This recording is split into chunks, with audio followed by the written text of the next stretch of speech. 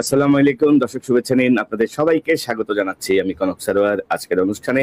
দর্শক, শিরোনাম দেখে বুঝতে পারছেন ডক্টর ইউনূস গত ৮ মাসে তার যে ব্যক্তিগত যে ক্যারিশমা, তার ব্যক্তিগত যে যোগাযোগ, তার ব্যক্তিগত যে উদ্যোগ, এই উদ্যোগগুলোয় তিনি ইতিমধ্যে একটি ক্যারিশম্যাটিক নেতায় পরিণত হয়েছেন। বাংলাদেশের সকল পর্যায়ে তার যে গ্রহণযোগ্যতা ইতিমধ্যে তৈরি হয়েছে, সেই বিষয়টি নিয়ে আজকে আমরা কথা বলবো। কারণ ডক্টর ইউনূসের এত পজিটিভ এবং এত ক্যারিশম্যাটিক বিভিন্ন সিদ্ধান্তের পরও এবং সাফল্যের পরও বাংলাদেশের এক শ্রেণীর মিডিয়া এই বিষয়গুলোকে নিয়ে খুব বেশি আলোচনা করছে না। সাধারণ মানুষের মুখে মুখে ছড়িয়ে পড়ছে সবকিছু। তো এই বিষয়গুলো নিয়ে আজকে আমরা একটু কথা বলবো, সার্বিক পরিস্থিতি নিয়ে একটু কথা বলতে চাই। আমার সঙ্গে যোগ দিচ্ছেন আপনাদের অত্যন্ত প্রিয় মানুষ, কোনো বিশেষণহীন ভাবেই ডাক্তার পিনাকি ভট্টাচার্য। যদি তিনি লিখেন না, পিনাকিতে আপনাকে স্বাগত। স্বাগত। এবং আমার সঙ্গে যোগ দিচ্ছেন আপনাদের আরেক প্রিয় মানুষ ইলিয়াস হোসেন। ইলিয়াস, স্বাগত জানাচ্ছি আপনাকে। আসসালামু আলাইকুম। তো দাদা, আসলে এই ধরেন ডক্টর ইউনূসের যে ক্যারিশমা গত ৮ মাসে আমরা দেখছি আর কি, প্রত্যেকটা জায়গায় যে সাফল্য, এক সপ্তাহ মানে সর্বশেষ তো ধরেন এক সপ্তাহের মধ্যে চীনের প্রেসিডেন্ট, ভারতের প্রধানমন্ত্রী, সব মিলায় উনি তো মোটামুটি মেসাকার করে ফেলছে আর কি। সবাই বলতেছিল যে নরেন্দ্র মোদী হয়তো দূরে সরে যাবে, কথা বলবে না, গুরুত্ব দিবে না, আনইলেক্টেড ইত্যাদি ইত্যাদি অনেক রকমের প্রচারণা আমরা দেখলাম। তো সকল শত্রুর মুখে ছাই দিয়ে মোটামুটি ডক্টর ইউনূস তার আপন মহিমায় ক্রমাগত উজ্জ্বল হয়ে উঠছেন। কারো কারো পাথর চাপা বুকে পাহাড় হয়ে গেছে কিনা আমাদের সন্দেহ। পাথর চাপা যে বুকে ছিল সেটা হয়তো এখন পাহাড়ে পরিণত হয়েছে। তো সবাই আসলে কিং কর্তব্য বিমূঢ় যে মানে সবাই ভাবছে আরে একটা ব্যাংকার, ইকোনমিস্ট, এত বয়স্ক একজন মানুষ কি আর করবে, মানে দেখি না কয়দিন কি হয়, দেখি না কি করে, এই করতে করতে কিন্তু ডক্টর ইউনূস সবাইকে টেক্কা দিয়ে দিয়েছেন। তো আপনাকে দিয়ে শুরু করতে চাই। ডক্টর ইউনূসের যে সাফল্যগুলো ইতিমধ্যে আমরা দেখছি, সে বিষয়টা নিয়ে আমার মনে হয় যে আপনি যদি একটু সূচনা করেন ভালো হয়। না, প্রথম বিষয়টা হচ্ছে যে প্রফেসর ইউনূস যে কি জিনিস, এটা তো বাংলাদেশকে বুঝতে দেয়নি গত 15-16 বছর হাসিনা। হ্যাঁ, কারণ হাসিনার মাথায় সবসময় ছিল এই সম্ভাবনাটা যে আমি আমার প্রতিপক্ষকে নিশ্চিহ্ন করে দেব, এবং প্রতিপক্ষ পলিটিক্যাল পার্টি থেকে তো অবশ্যই বিএনপি জামাতকে আমি নিশ্চিহ্ন করে দেব, এবং পলিটিক্যাল পার্টির বাইরে যে ন্যাশনাল ফিগার গুলো আমার প্রতিপক্ষ হতে পারে, আমাকে রিপ্লেস করতে পারে, মানুষের মনে আশা জাগাইতে পারে ভবিষ্যতের বাংলাদেশের নেতা হিসেবে, তাকেও আমি ক্র্যাশ করে দেবো। এর মধ্যে প্রফেসর ইউনূস ছিলেন, এবং প্রফেসর ইউনূস কে বাংলাদেশ কাজে লাগাতে পারেনি। টু টেল ইউ ফ্র্যাঙ্কলি, এটা একদমই পারেনি বাংলাদেশ কাজে লাগাতে। তাকে অন্য দেশ কাজে লাগাইছে, পৃথিবীর সব দেশ তাকে কাজে লাগাইছে, পৃথিবীর সব দেশে তার মেধা, দক্ষতা এটা কাজে লাগছে। পৃথিবীর সব দেশে সে সেলিব্রেটেড। এইরকম ফিগার বাংলাদেশের ইতিহাসে আগামী 50-100 বছরে আসবে কিনা এটা আমার সন্দেহ আছে। মানে আমি অবশ্য ভবিষ্যৎ নিয়ে এত বড় ইয়ে করতে চাই না, কারণ আমরা ডেফিনেটলি আমরা প্রত্যাশা করি যে প্রফেসর ইউনূসের যোগ্যতাকেও ছাড়িয়ে যাক আমাদের আগামী প্রজন্ম। কিন্তু আমরা তো ধরেন জিয়াউর রহমানের পরে এত বড় কারিশম্যাটিক লিডার আমরা বাংলাদেশে পাইনি। আর নট ইভেন শেখ মুজিবও এই লেভেলের কারিশম্যাটিক লিডার ছিল। তো এই এই এই জায়গাটা এসে উনি কাজ করার সুযোগ পাইছেন অনেক বেশি বয়সে। আমাদের সবার মনেই একটা আশঙ্কা ছিল যে এই বয়সে উনি কেমন সময় দিতে পারবেন, কেমন পারফর্ম করবেন, ওনার সেই উদ্যমটা আছে কিনা। কিন্তু এটাকে উনি পিছনে ফেলে দিয়েছেন। উনি একেবারে তরুণদের মতোই একই গতিতে উনি দৌড়ে যাচ্ছেন। এবং মাত্র 8 মাস, আজকের ভিডিওতে আমি বলছি যে প্রফেসর ইউনূস যেদিন ঈদের মাঠে হাত যারা ছুঁইতে পারছে তারা সবাই বলছে যে স্যার আর 5 বছর 5 বছর। কেন সবাই এরকম আহ্বান জানাচ্ছে, আকুতি জানাচ্ছে? কারণ এই একটা মানুষ অনেক দিন পর মানুষকে মানুষের মর্যাদা দিতে পারছে। হ্যাঁ, এটাই ইম্পর্টেন্ট। হ্যাঁ, এটাই ইম্পর্টেন্ট। এবং এই জায়গাটায় যে প্রফেসর ইউনূস যে স্ট্যান্ডার্ড সেট করে দিয়ে যাচ্ছে আমাদের ভবিষ্যৎ রাষ্ট্রনেতাদের জন্য, ভবিষ্যৎ শাসকের জন্য, এই স্ট্যান্ডার্ডটা অ্যাচিভ করতেই হবে। এবং এটা খুবই ইম্পর্টেন্ট। স্যার যতদিনই থাকেন, স্যার সামনে ডিসেম্বরে ইলেকশন দিয়ে চলে যান বা সামনের জুনে ইলেকশন দিয়ে চলে যান, হোয়াট এভার, যে যতদিনই থাকেন উনি যে স্ট্যান্ডার্ডটা সেট করে দিয়ে যাচ্ছেন এটাই বাংলাদেশের শাসনের স্ট্যান্ডার্ড, এটাই বাংলাদেশের রাষ্ট্রনেতার স্ট্যান্ডার্ড হয়ে থাকবে।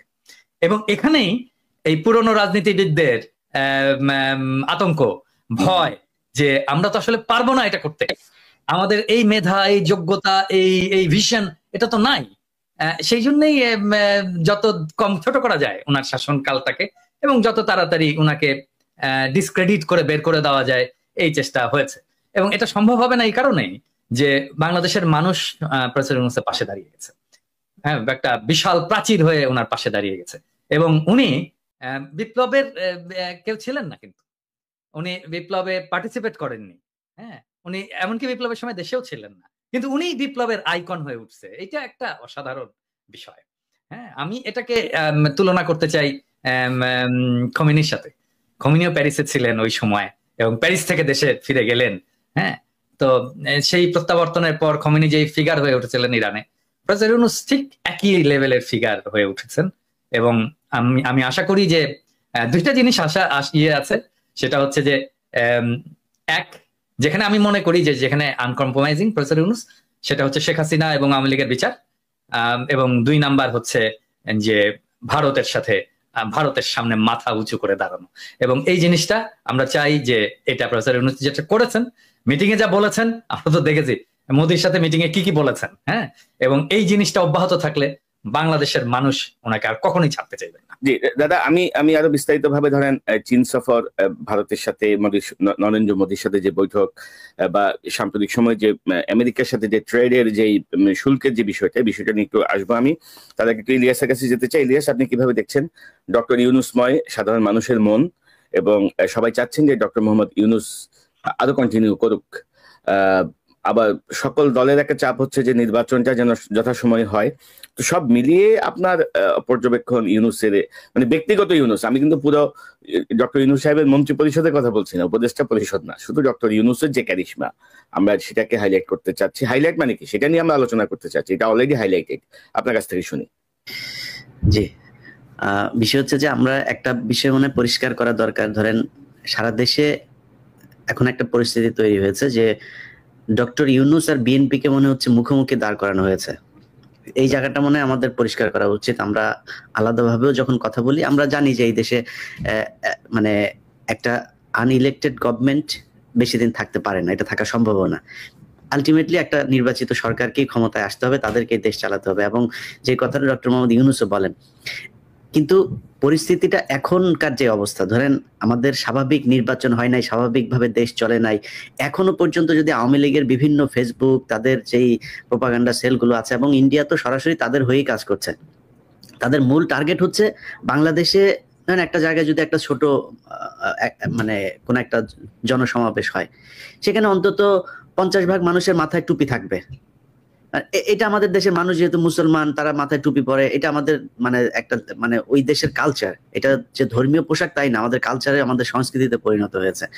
এটাকেও তারা নিয়ে তারপরে ফেসবুকে পোস্ট করে তারপরে দেখাচ্ছে যে আমি জানি না, এখানে হতে পারে কেউ মানে কালো পতাকার ভেতরে লা ইলাহা ইল্লাল্লাহ মুহাম্মাদুর রাসূলুল্লাহ লেখা তো আর নিষেধ না, বাট এটা যেহেতু একটা জঙ্গি সংগঠন, এটা কাদের তৈরি কি সে আলোচনায় আর যাচ্ছি না, একটা জঙ্গি সংগঠনের নাম দেওয়া হয়েছে, আমরা সেটা থেকে মানে বিরত থাকাই মনে হয় ভালো। তারপরেও যদি নাকি তারা কেউ করে থাকে, কিংবা কোনো এজেন্সি যদি নাকি এটাকে উদ্দেশ্য প্রণোদিত ভাবে করে থাকে, সেটা করে থাকতে পারে, কিন্তু আমাদের উদ্দেশ্য কি, আমরা কি আসলে আফগানিস্তান হইতে চাই, আমরা কি পাকিস্তান হইতে চাই, আমরা কি আইএসআই হইতে চাই না, আমরা তো কোনো জঙ্গি সংগঠনের সাথে না, আমরা চরমপন্থী না, কখনোই না। অথচ এইটাকে তারা পুঁজি করে সেই ছবিগুলোকে নিয়ে বিভিন্ন জায়গায় দেখানোর চেষ্টা করছে যে বাংলাদেশ হচ্ছে ইসলামী চরমপন্থীদের দখলে চলে যাচ্ছে। এটা যদি আপনি কয়েকটা সিকোয়েন্স যদি ভাগ করেন, দেখেন ঈদের আগের দিন প্রথম আলোর একটা নিউজ ছিল, আপনাদের কারো চোখে পড়েছে কিনা জানি না, আমিও দেখিনি, আমাকে একজন পাঠিয়েছে, একজন সাংবাদিকই পাঠিয়েছেন। তিনি দেখলাম যে সেখানে আজ চাঁদ দেখা গেলে কাল ঈদ, এটা হচ্ছে আমি কনক ভাইকে এটা পাঠাতে চেয়েছিলাম। তো সেইখানে একটা ব্যানার আছে, ব্যানারের পেছনে অনেকগুলো মানুষ, সেই মানুষগুলোর সাথে আপনার একটা কুকুরকে দিয়ে দেওয়া হয়েছে।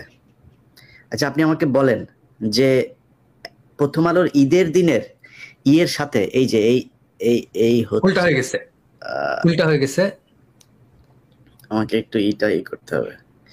আচ্ছা, তো এখন ধরেন, আচ্ছা এই হচ্ছে এটা, দেখেন এই যে কোন একটা কুকুর ঈদ মোবারকের নিচে, কুকুর না গরু? হ্যাঁ কুকুর। আচ্ছা, গরুর তো শিং থাকবে, কুকুর একটা। আচ্ছা, তো এটা এখানে দেওয়া হয়েছে। আচ্ছা, এরপরে তারা আরেকটা নিউজ করেছে, এই ঠিক ঈদের আগে দিয়ে নিউজ করেছে যে ওই কাপাসিয়াতে এক মুসল্লিরা, তাদের শিরোনামটা হচ্ছে নাটক বন্ধ করে দিল মুসল্লিরা। আচ্ছা, মুসল্লি মানে কি? বাংলাদেশে যারা নামাজ পড়ে তারা সবাই মুসল্লি, মানে মসজিদে নামাজ পড়তে গিয়েছে তাদেরকে মুসল্লি বলা হয়। তার মানে মুসল্লি ইনডিরেক্টলি সে এটাই বোঝাচ্ছে যে মুসলমানরা হচ্ছে গিয়ে নাটক বন্ধ করে দিল। বাংলাদেশের মানুষ, আরে ভাই এই দেশ এরকম এক জায়গায় গিয়ে পৌঁছেছে পর্ন জোর করে সরকারিভাবে বন্ধ করতে হয়। তো পর্ন সাইট আপনি বন্ধ করার জন্য সরকারিভাবে সেই দেশে আপনি বলছেন যে এই দেশে নাটক চলতে দেয় না?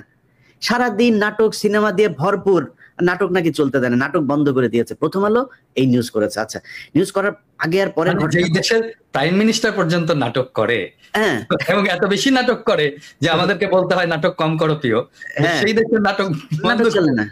এখন এই বিষয়গুলো যদি সবই করেন, এখন মানুষ তো রিয়েক্ট করে নাই, যেটা 2007 সালে প্রথম আলো করেছিল, সেই এক কার্টুন দিয়ে তারপরে মুসলমানদেরকে ঝাঁপায় তারপরে রাস্তায় নামানোর পরে তারপরে এই যে 15 বছর সেই প্রথম আলোর কার্টুনের চললো বাংলাদেশ। সারা পৃথিবী জানলো যে এই দেশ মুসলমানদের ইয়েতে চলে যাচ্ছে, চরমপন্থীরা দখলে নিচ্ছে। ঈদের আগেও আপনি যদি চ্যানেলের জিল্লুর যে বক্তব্য, জিল্লুর হঠাৎ করে বলে বসলো যে এই দেশে নাকি বিশাল চরমপন্থী। জিল্লুর তোমার সেই জঙ্গি হামলা কই? ঈদের পরে না বলে জঙ্গি কোথায় কোথায় জঙ্গি হামলা হবে, জিল্লুর সেটাও বলে দিল। তো জিল্লুর যে কাদের লোক, এই চিপ রেটের বিদেশি এজেন্সিদের এজেন্ট, এদের থেকে সাবধানে থাকতে হবে আমাদের। কিন্তু কথা হচ্ছে জিল্লুর আসলে কাদের পারপাস সার্ভ করে। মানে জিল্লুর তো আগে আমেরিকান পয়সায় চলতো, এখন তো আমেরিকান পয়সা বন্ধ নাই। এখন জিল্লুরের পয়সাটা কোত্থেকে আসছে এটা একটু আমাদের জানা দরকার। তো জিল্লুরকেও বলতে হবে। হ্যাঁ, এখন পাশে থেকে এখন তো সেটা তো মানুষদের জানা দরকার। হ্যাঁ, যে আসলে তো আমেরিকান ফান্ডিং বন্ধ, তো সবার বন্ধ, যারা পাইতো এনইডি ফেনিডি ইত্যাদি ইত্যাদি সবকিছু ট্রাম্প দিছে একেবারে বন্ধ করে। এখন জিল্লুরের পয়সা কোত্থেকে আসে এটা জিল্লুরকে বলতে হবে। জিল্লুরের এনজিও কি দিয়ে চলে, কার পয়সায় চলে, তাহলেই সব বোঝা যাবে কার কি কোথায় বাধা আছে। তো এই ন্যারেটিভ থেকেই দেখেন জিল্লুরের গলার জোর কোথায় থেকে আসে ওটা আমরা জানি। এইখান থেকেই কিন্তু শুরু হয়েছে। আপনি দেখেন এক এক করে প্রথম আলো এইদিকে এইভাবে উস্কাইতে চাচ্ছে, জিল্লুর আবার ওইদিকে খাতা কলম সামনে নিয়ে 5-6টা পৃষ্ঠা নিয়ে তার কাছে বিভিন্ন দেশের এজেন্সিরা তাকে তথ্য দিয়েছে, তিনি হচ্ছে জেনেছেন বাংলাদেশ একটা এবং কিভাবে হামলা হবে। আমি আমার আগের ভিডিওতে এই কথাগুলো বলেছি যে কোর্টে হামলা হবে, আগের মতো সেই জেএমবির মতোই নাকি কোর্টে হামলা হবে। তো জেএমবির হামলা কোর্টে সারা দেশে 500 জায়গায় করেছে কারা? র করেছে। তার মানে জিল্লুর রয়েদের লোক, এটা সে নিজে প্রমাণ করলো। মানে এই হামলা সব তাদের হামলা। আমরা ইলিয়াস আমরা শুনি, মানে প্রথম এটা হচ্ছে যে এজেন্সির গোয়েন্দা রিপোর্ট কার কাছে আসে? হ্যাঁ, কার কাছে? আমাদের কাছে আসে না, ওর কাছে আসে কেন গোয়েন্দা রিপোর্ট? তো এবং সেটা কোন দেশের? দেশ থেকে ফান্ড পাচ্ছে, ফান্ড তো বন্ধ, আমেরিকান ফান্ড তো বন্ধ। তো এই হচ্ছে অবস্থা। তারা যে চেষ্টাটা করেছিল সেটার কিছুটা প্রতিফলন আবার নিউ ইয়র্ক টাইমস তাদের নিউজ করেছে। বাংলাদেশ ইসলামপন্থীদের করেছে। বাংলাদেশ ইসলামপন্থীদেরই দেশ, এই দেশে ইসলামের পন্থীরা যা চায় সেইভাবেই চলবে। এটা তো খ্রিস্টানের দেশ না, এটা তো ইহুদির দেশ, এটা হিন্দুদের দেশ না, এই মুসলমানদের দেশ। তো মুসলমানরা যেমন চায় তেমনি চলবে। আপনার কোন দেশ আছে যে যেখানে আপনি যদি গণতন্ত্র মানেন, তো মুসলমান যদি চায় যে আমার দেশ আজকে, তারা যদি বলে এই দেশ শরিয়ায় চলবে, এই দেশ না আমার ওপেন সেক্স কান্ট্রি হবে, সমস্যা কি? যা চায় তারা তাই হবে। তো যাই হোক, এই বিষয়গুলো নিয়ে তারা চাচ্ছে বিদেশিদের আবার ফের সে আগের মতো ইনভলভ করতে। এখন সমস্যাটা সেটা হচ্ছে যেটা নিয়ে আমরা আজকে আলোচনা করছি, ডক্টর মোহাম্মদ ইউনূসের। ডক্টর মোহাম্মদ ইউনূস এই চীনের যেই সফরটা, শেখ হাসিনাকে ইন্ডিয়াতে গেলে কাদেরকে দিয়ে, বাইজি টাইজিদেরকে দিয়ে বরণ করতো আমরা দেখেছি, ঢোল তবলা দিয়ে, তারপরে নেচে গেলে শেখ হাসিনা নিজেও ডান্স করেছেন, এগুলো দিয়ে বরণ করতো। একটা ছোট্ট মন্ত্রীকে পর্যন্ত পাঠায় নাই, উপমন্ত্রী, মন্ত্রণালয়ের কর্মকর্তা, এদেরকে দিয়ে তাকে রিসিভ করাইতো। আমার বিশ্বাস করেন, মানে অন্তরটা একদম ভরে গিয়েছে যখন দেখলাম মোদি সহ পুরো ভেতরে থাকা লোকগুলো সব দাঁড়িয়ে গেল, ইউনূস ঢুকলো, মনে হলো আমেরিকার প্রেসিডেন্ট ঢুকলো, অন্যান্য কয়েক দেশের, তাও সেই মানে বড় কোনো দেশ না, ওই D8 ওই টাইপের দেশ না, মনে হলো যেন এই আসিয়ান টাসিয়ান এই টাইপের কোনো সংস্থার ভেতরে আমেরিকান প্রেসিডেন্ট এসছে, তিনি আসার পরে সব দাঁড়ায় গেল। এরকম ভাবে তাকে সম্মাননা দেওয়া হলো। এটাকে নিয়ে আওয়ামী লীগের লোকজন নানান ধরনের তুচ্ছ তাচ্ছিল্য করে কথা বলার, অথচ ওনাদের নেত্রী বাথরুমের চিপায় ওই কার্পেট মানে করে ক্রস করে মাটি দিয়া খালি পায়ে দৌড় দিয়ে আসার চেষ্টা করেছে সাথে একটা ছবি তোলার জন্য। কত নাটক আমরা দেখেছি এই দেশে। ইউনূসকে তাদের ভাল লাগে না। তা আমার বক্তব্যের প্রথম পার্টটা আমি এটা দিয়ে শেষ করতে চাই। আমরা ইউনূসকে এই দেশে বিএনপির মুখোমুখি দাঁড় করাইতে চান। আলটিমেটলি এই দেশে নির্বাচন হবে, আমার মনে হয় নির্বাচন হলে তো বিএনপি ক্ষমতায় আসবে হয়তোবা, যদি জনগণ ভোট দেয়। কিন্তু এই মুহূর্তটা আমার মনে হয় ইউনূসকে দরকার, কারণ দেশের একটা স্টেবল পরিস্থিতিতে যাওয়া পর্যন্ত এই জঙ্গি নাটক টাটক এইসব, এই অর্থনৈতিক যে একটা মন্দা চলছে, এগুলো থেকে বের হওয়ার জন্য ইউনূসকে দরকার। এবং আমি আমার ব্যক্তিগত মতামত, আমি মনে করি বিএনপি যদি ক্ষমতায় আসেও, যদি ইউনূস রাজি থাকে, ওনাকে প্রেসিডেন্ট বা কোনো একটা পদ তৈরি করে তারপর রাখা উচিত, যেটা একটা মেন্টর হিসাবে কাজ করবে, মানে সর্বোচ্চ সম্মানের একটা জায়গায় থাকবে। যে যেমন ধরেন ব্রিটিশ রানী এখনো পর্যন্ত রানী, তার তো কোনো পাওয়ার নাই, কিছুই নাই, কিন্তু তারপরেও তার সম্মান সবার চাইতে উপরে, ওরকম ভাবে রাখা যাইতে পারে। এটাতে আমাদের আন্তর্জাতিকভাবে ইউনুসকে যেই অবজ্ঞা করা হয়েছে, তাকে আমরা এতদিন ধরে, যেটা দাদা বলেন, কাজে লাগাইতে পারি নাই, আমরা মনে হয় তাকে পুরোপুরি কাজে লাগাইতে পারি। আর এই ডক্টর কনক সারোয়ার, পিনাকি ভট্টাচার্য কিংবা ইলিয়াস এই 5 বছর ধরে এই সোশ্যাল মিডিয়াতে আছে, যেহেতু এখনো বিক্রি হয় নাই, নতুন করে বিক্রি হওয়ার কিছু নাই। ইলিয়াস, আমি অন্য প্রসঙ্গে যাওয়ার আগে আপনি যে কথাটা বললেন, অনেকে দর্শকদের অনেক স্মৃতি থেকে ছুটে গেছে, এটা দেখতেছে আমার কাছে এখানে আছে, যে শেখ হাসিনার এই যে ঘাটের উপর দিয়ে হেঁটে যে বাইডেনের কাছে যাওয়ার এই যে মনোযোগ আকর্ষণের যে চেষ্টা, হ্যাঁ, এইটা এই দর্শকদেরকে একটু আবার দেখাই দিলাম আর কি, যে তাদের প্রিয় নেত্রী হাসিনা, আওয়ামী লীগের প্রিয় নেত্রী কি না করছে ক্ষমতায় টিকে থাকার জন্য, তাই না, মনোযোগ আকর্ষণের জন্য নানাভাবে আর কি। তো দাদা, এই যে আমি তো আপনার কাছ থেকে একটু জানি যে সাম্প্রতিক সময়ে কিন্তু এই যে মার্কিন যুক্তরাষ্ট্রের যে ট্যারিফ শুল্ক, এটা কিন্তু আমার মনে হয় যে আমি নন টেকনিক্যাল পার্সন, কিন্তু একটা গ্ল্যান্স আমার দেখে মনে হয়েছে যে এটা সমাধান করা খুব বেশি কঠিন কিছু না। অলরেডি তারা মিটিং করেছেন এবং সিদ্ধান্ত নিয়েছেন, বেশ কিছু ইফেক্টিভ সিদ্ধান্ত আমার মনে হয়। কারণ প্রেসিডেন্ট ট্রাম্প কিন্তু যেই দেশ যত শুল্ক নিচ্ছে তার 50% তাদের উপর ইম্পোজ করে দিচ্ছে। তো আমার মনে হয় যে এটা সমাধান করা বাংলাদেশের জন্য খুব কঠিন কিছু হবে না। তো সার্বিকভাবে আপনি চীন সফর, ইন্ডিয়ার প্রাইম মিনিস্টারের সঙ্গে বৈঠক এবং এই যে ট্যারিফ, এটা নিয়ে যদি একটু সংক্ষেপে যদি আপনার বিষয়টা বলেন, দর্শকদের জন্য একটু বুঝতে সুবিধা হবে যে আপনার। আমরা অনেকদিন আগে থেকেই বলে আসতেছি যে গ্লোবাল ইকোনমির সেন্টারটা শিফট হয়ে যাবে চায়নাতে, মানে আমাদের অঞ্চলে, এবং আমাদের প্রক্সিমিটির কারণে চায়নার এই গ্রোথ এবং এই গ্লোবাল ইকোনমির লিডারশিপের সুবিধা নিয়ে আমরা আমাদের অর্থনীতিকে নতুন করে গড়ে তুলতে পারি এবং আমরা চীনের সাথে সাথে আমাদের গ্রোথটাকে অ্যাডভান্স করতে পারি। সেজন্য চীনের সাথে আমাদের খুবই ভালো একটা সম্পর্ক, অর্থনৈতিক, রাজনৈতিক, বাণিজ্যিক সম্পর্ক, সামাজিক সম্পর্ক এবং পিপল টু পিপল যে সম্পর্ক, সেটাকে আমরা গড়ে তুলতে পারি। এবং সেই জন্য আমি বাংলাদেশের তরুণদেরকে আজ থেকেই বলি যে, যেমন ধরেন আমাদের আগের জেনারেশন যেটা ভুল করেছে আর কি, সেটা হচ্ছে ইংরেজি না জানা। ইংরেজি থেকে দূরে থাকার কারণে আমরা গ্লোবাল কমিউনিটির সাথে সেভাবে মিশতে পারিনি। এবং এখন যে সুযোগটা আসছে, আমাদের চাইনিজ জানতে হবে। মানে আমাদের না জানলেও চলবে চাইনিজ, কিন্তু আমাদের পরের যারা প্রজন্ম তাদেরকে চাইনিজ জানতে হবে, ম্যান্ডারিন জানতে হবে, ভালো চাইনিজ জানতে হবে, যদি আমাদের সত্যিকার অর্থেই এই ইকোনমিক গ্রোথের সাথে আমাদেরকে এক পার যেতে হয়। এটা হচ্ছে নাম্বার 1 ইস্যু। নাম্বার 2 ইস্যু হচ্ছে যে পৃথিবী আর আগের হিসাবে তার চলবে না। মানে ধরেন এই 70 দশকের আগের হিসাবে চলবে না। এখন গ্লোবাল ইকোনমি এবং পলিটিক্সের সেন্টার অনেকগুলো জায়গায় হবে। আমেরিকার অর্থনৈতিক কর্তৃত্ব কমবে, কিন্তু স্টিল তার পলিটিক্যাল কর্তৃত্বটা থাকবে গ্লোবালি। আমাদের আমেরিকার সাথে একটা সম্পর্ক রাখতে হবে লং টার্মে, এবং সেটা কিভাবে রাখা যায় সেটা নিয়ে আমি একটা ভিডিও করেছি, যে কৃষিভিত্তিক যে সমস্ত রাজ্যগুলো আছে তার সাথে আমাদের বাণিজ্য বাড়ানো, এবং এটা যদি বাড়ে তাহলে আমাদের ট্যারিফ এমনিতেই কমবে। হ্যাঁ, আমি তখনও জানতাম না যে ট্যারিফ ইম্পোজ হচ্ছে। তো এটা যেদিন ট্যারিফ ইম্পোজ হলো তার 2 দিন আগে বোধহয় আমি করেছিলাম।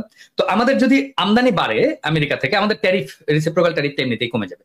এটা নাম্বার 1। আর নাম্বার 2 হচ্ছে যে মাঝে মাঝে বলি আর কি, যে আমার পেশার একটা গুরুত্বপূর্ণ অংশ হচ্ছে প্রবলেম সলভিং। মানে আমি যে কাজটা করি আর কি, সমস্যার সমাধান করা আর কি। সেই জন্য আমি আমার এপিসোড গুলোতে খুব অনেক প্রবলেমের খুবই মানে out of the box solution দিই।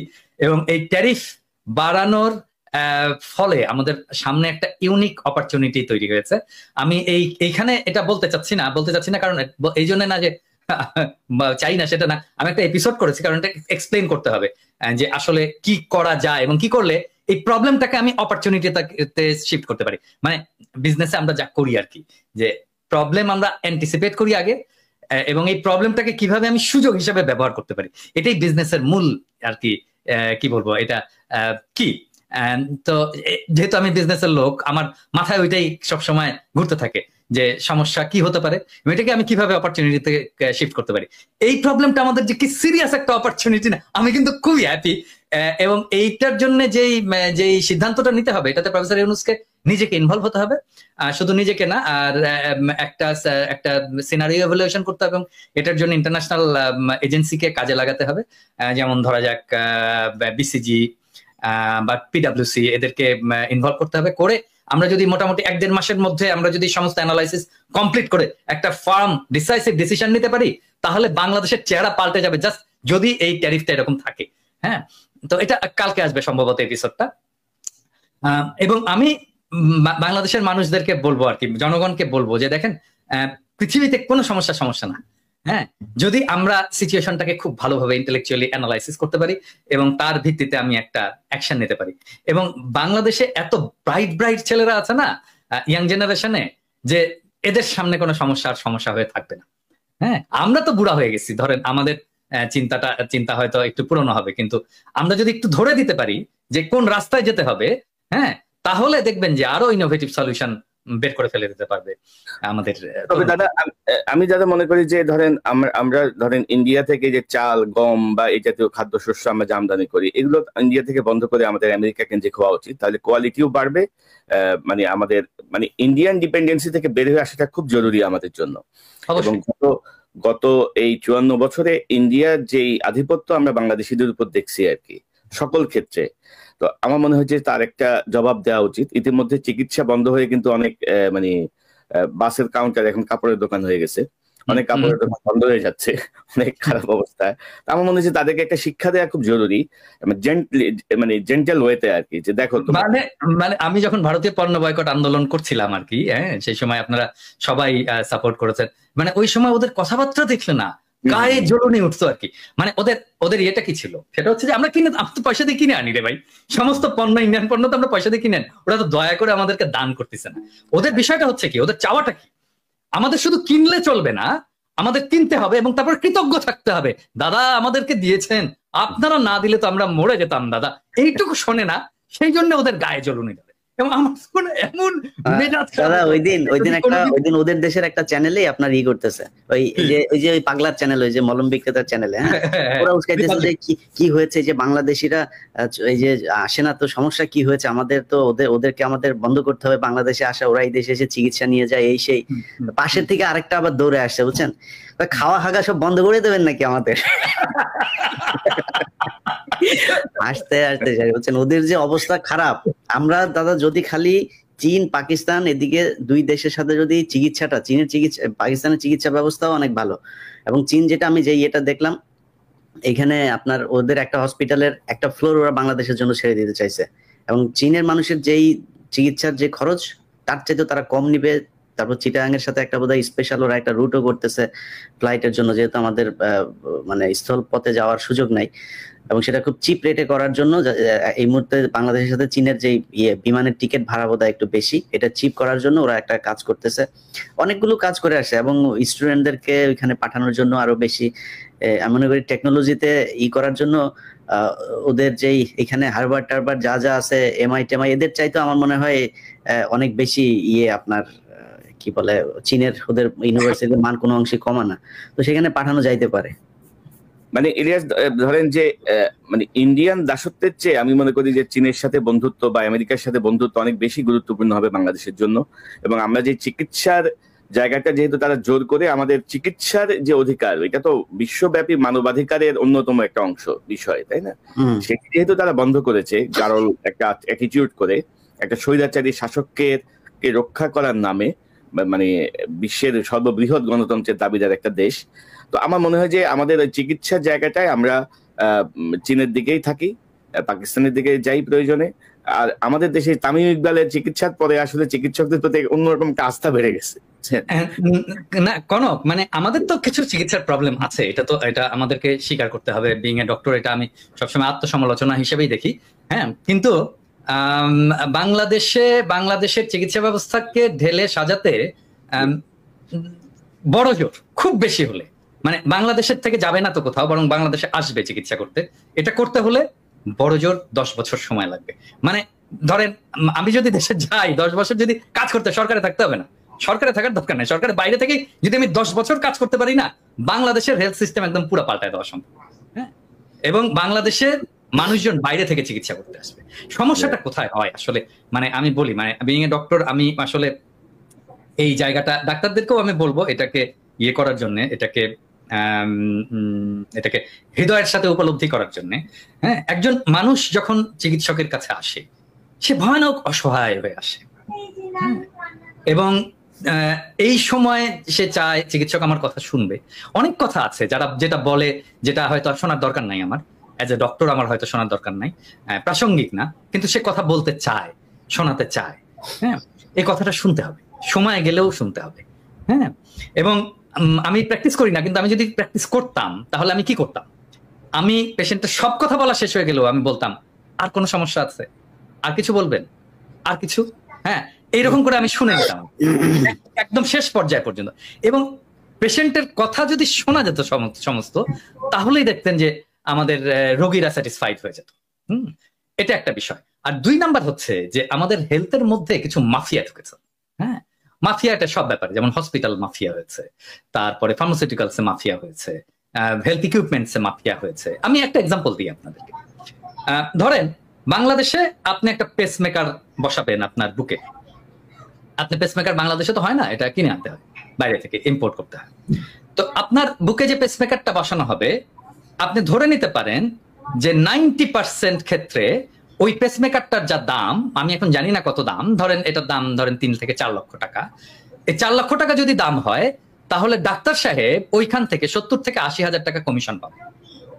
হ্যাঁ, আমার সাথে চ্যালেঞ্জ করতে এসেন না ডাক্তার সাহেবেরা এবং ডিভাইস কোম্পানিরা, চ্যালেঞ্জ করতে এসেন না, আমি একেবারে খাইয়া দেবো কিন্তু। হ্যাঁ, তো তাহলে এই যে 70 হাজার টাকা গেল, এই টাকাটা তো পেশেন্টের পকেট থেকে গেল। হ্যাঁ, এবং এটা তো ডাক্তারের দরকার ছিল না, কারণ ডাক্তার তো ডিভাইসের মালিক না, ডিভাইসের মালিক তো ডিভাইস কোম্পানি, ডিভাইসের একটা দাম আছে, তৈরি হয়েছে, এবং এই দামটা আমি পেশেন্টের পকেট থেকে বের করে আমি ডাক্তারকে দিয়ে দিলাম। এবং এই জন্যই বাংলাদেশের চিকিৎসা খরচটা স্কাই রকেট হয়ে গেছে। হ্যাঁ, শুধু তাই না, মানে হসপিটালে যদি আইসিইউ ইন্টেনসিভ কেয়ার ইউনিটে কোনো পেশেন্টকে কোনো ডাক্তার রেফার করে, সেই ডাক্তার ওই বেডের একটা ভাড়ার অংশ পায়। হ্যাঁ, সেই জন্য ইন্টেনসিভ কেয়ার ইউনিটে যখন পেশেন্ট থাকে, বিশাল একটা বিলের বোঝা তার কাঁধে চাপে। সো এই যে হেলথ মাফিয়া যেভাবে ধরেছে বাংলাদেশের হেলথ সেক্টরকে, এইটা থেকে মুক্ত করার জন্য একটা খুব স্ট্রং অ্যাক্টিভিজম দরকার, স্ট্রং পার্সোনালিটি দরকার, যাকে আসলে খাইয়া দিতে পারবে না এই মাফিয়া ইন্ডাস্ট্রি। দেশে আমি ফিরে গেলে আর কি, হ্যাঁ, মানে আমার সামনে এসে হয়তো মাস্তানি করতে পারবে না আর কি, আই বিলিভ যে এই মাফিয়া গ্রুপ। এবং এটাকে বন্ধ করতে না পারলে আপনি এই হেলথে রিফর্ম করতে পারবেন। মাফিয়াদেরকে বন্ধ করতে হবে, মাফিয়াদেরকে খাইয়া দিতে হবে, মাফিয়াদেরকে খাইয়া দেওয়ার মতো ক্ষমতা বান কাউকে এটাকে ড্রাইভ করতে হবে। হ্যাঁ, সেটা যেই করুক, হ্যাঁ, সেটা আমি তাকে সাপোর্ট দেই বা আমরা সবাই মিলে তাকে সাপোর্ট দেই, বা সে নিজেই এটাকে ড্রাইভ করবে।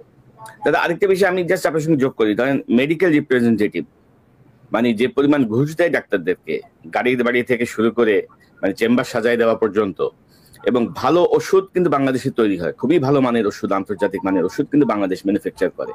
কিন্তু এমাজা যে ডাক্তারকে ঘুষ দিয়ে মানে তার কোম্পানির ওষুধ লিখতে বাধ্য করে, মানে এই যে অনৈতিক যে কাজগুলো, আমার তো মনে হয় যে খুব রিসেন্ট যদি ধরেন এই কমিশন বাণিজ্য আর এমআরদের এই অ্যাক্টিভিটি বন্ধ করা যায়, চিকিৎসা ব্যবস্থায় ধরেন 50% একটা ডেভেলপমেন্ট আমরা দেখতে পাবো। এটা হচ্ছে কি, এটা সামগ্রিক মেধাহীনতার বিষয়। মানে আমিও তো এখানে ফার্মাসিউটিক্যাল কোম্পানিতে কাজ করি, তাই না? মানে আমাদেরকেও ডাক্তারদের কাছে যেতে হয়, আমাদের রিপ্রেজেন্টেটিভরা ডাক্তারদের কাছে যায়, এবং এখানে যে ধরনের রুলস এবং রেগুলেশন আছে, মানে অনেক ডাক্তার ধরেন আমার সাথে মিট করলেন, হ্যাঁ, কথা বলবেন, বা বললেন যে তোমার সাথে এই টাইমে আমি মিট করি, আমাকে অফিস থেকে রেঞ্জ দেওয়া আছে, আমি ঠিক কত টাকা খরচা করতে পারবো ওনাকে চা কফি খাওয়ানোর জন্য, হ্যাঁ, বা আমি ওনাকে কি গিফট দিতে পারবো, এটা টাকায় অঙ্কে ইয়ে করা আছে, এবং আমাকে এটা এসে ডিক্লেয়ার করতে হয় যে আমি এটা দিয়েছি ওনাকে, আমি ওনাকে এই রেস্টুরেন্টে খাইয়েছি, এই যে এত বিল, এবং এটার দাম জানেন, আমি বলি দুজনকেই বলি আর কি, মানে এটা লাঞ্চ যদি করাতে হয় তাহলে এটা 18 ইউরোর বেশি না। 18 ইউরোতে লাঞ্চ হয় কোনো ইউরোপে? হয় না তো, ভালো লাঞ্চ তো হয় না, তাই না? মানে আদতে আসলে আমরা কিছু করতে পারি না, আমরা এই দেশের ডাক্তারদেরকে গিফট, স্যাম্পল, এইটা সেটা এগুলো আমরা দিতেই পারি। আমাদেরকে করতে হয়, আমাদের ইন্টেলেকচুয়াল কাজ করতে হয়, আমাদের রিসার্চ করতে হয়, রিসার্চ ডেটা দেখাইতে হয়, এটা দেখায় কনভিন্স করতে হয়। হ্যাঁ, অন্য কিছু করার এখানে সুযোগ নাই। ওই সিস্টেমটা বাংলাদেশে ইমপ্লিমেন্ট করা সম্ভব, এবং যেহেতু এটা করতে পারছে না বাংলাদেশের ফার্মাসিউটিক্যাল কোম্পানিগুলো, সেই জন্য তারা ডাক্তারকে যে টাকা দেয়, মাসোহারা দেয়, মানে মাসে মাসে খাম দেয়। হ্যাঁ, এবং এটা কিরকম জানেন, মানে এটা বলি না, এটা যারা শুরু করেছে, যারা এটা ইয়ে করেছে, এইরকম একটা কোম্পানির একজন সেলস ম্যানেজার আমার কোম্পানিতে চাকরি শুরু করলো আর কি। হ্যাঁ, তো আমি তাকে জিজ্ঞেস করলাম যে এই যে আপনারা যে টাকা পয়সা দিতেন, এটা কিভাবে? তো খুব লজ্জা পাচ্ছে যে স্যার এইটা আর বললেন না স্যার, এটা যে কিভাবে করতাম। অনেক পায়াস ডাক্তার ছিলেন, টাকাটা নিতে চাইতেন না। তখন আমরা একটা টেকনিক করতাম। কি টেকনিক? টেকনিকটা হচ্ছে আমি যে বলতাম ডাক্তার সাহেব এটা তো আপনার কাছে আসতোই, হ্যাঁ, মানে ডায়াগনস্টিকেরও কিন্তু একই জিনিস, ডায়াগনস্টিক যে টেস্ট হয় সেটারও একই জিনিস। ডাক্তার সাহেব এটা তো আপনার কাছে আসতোই, হ্যাঁ, এটা আমার কাছে এসছে থাকবে, হ্যাঁ, এটা কাজ করি ডাক্তার সাহেব, আপনি একটা এতিমখানায় দিয়ে দেন, আপনার হয়ে আমরা দিয়ে আসবো ওখানে, হ্যাঁ। তো এরকম 3-4 মাস চলতো আর কি। ডাক্তার সাহেব এতিমখানায় দিয়েছে এই যে রশি, ডাক্তার সাহেব এতিমখানায় দিয়েছে এই যে রশি, ডাক্তার সাহেব এতিমখানায় দিয়েছে এই যে রশি, ওনারা খুব খুশি। 4র্থ মাসে এসে বলতো ডাক্তার সাহেব আপনি দিয়ে দিন এতিমখানায়, এই যে রাখেন। বুঝতে পারছেন? মানে এই যে শিফট, এই যে আস্তে আস্তে আস্তে আস্তে আস্তে আস্তে তাকে সেন্সিটাইজ করে শিফট করে তাকে করাপ্ট করে ফেলা, এই করাপ্ট প্র্যাকটিসের মধ্যে ঢুকিয়ে ফেলা, এটা করেছে বাংলাদেশের ইন্ডাস্ট্রি, এই হেলথ ইন্ডাস্ট্রি, এবং আপনি তো দাদা ওইটা তো জানেন না, এখন এখন চিকিৎসকদের প্রেসক্রিপশন ছাপায় দেয় এমআর মানে ওষুধ কোম্পানিগুলা, এবং যেটা নিচে নিচে এরকম একটা কার্বন পেপার থাকে, কি প্রেসক্রিপশন লেখা হচ্ছে ওইটা শেষ হওয়ার পরে জমা দিতে হয়। মানে এইটা তো মাইর ছাড়া উপায় নাই, অবস্থাটা ছাড়া উপায় নাই, ধরে ওই কোম্পানিকে ধরে কোম্পানির মালিককে একদম সপাং করে মাইর দেওয়া উচিত, গুলিস্তানে কামানের উপরে দাঁড় করায়।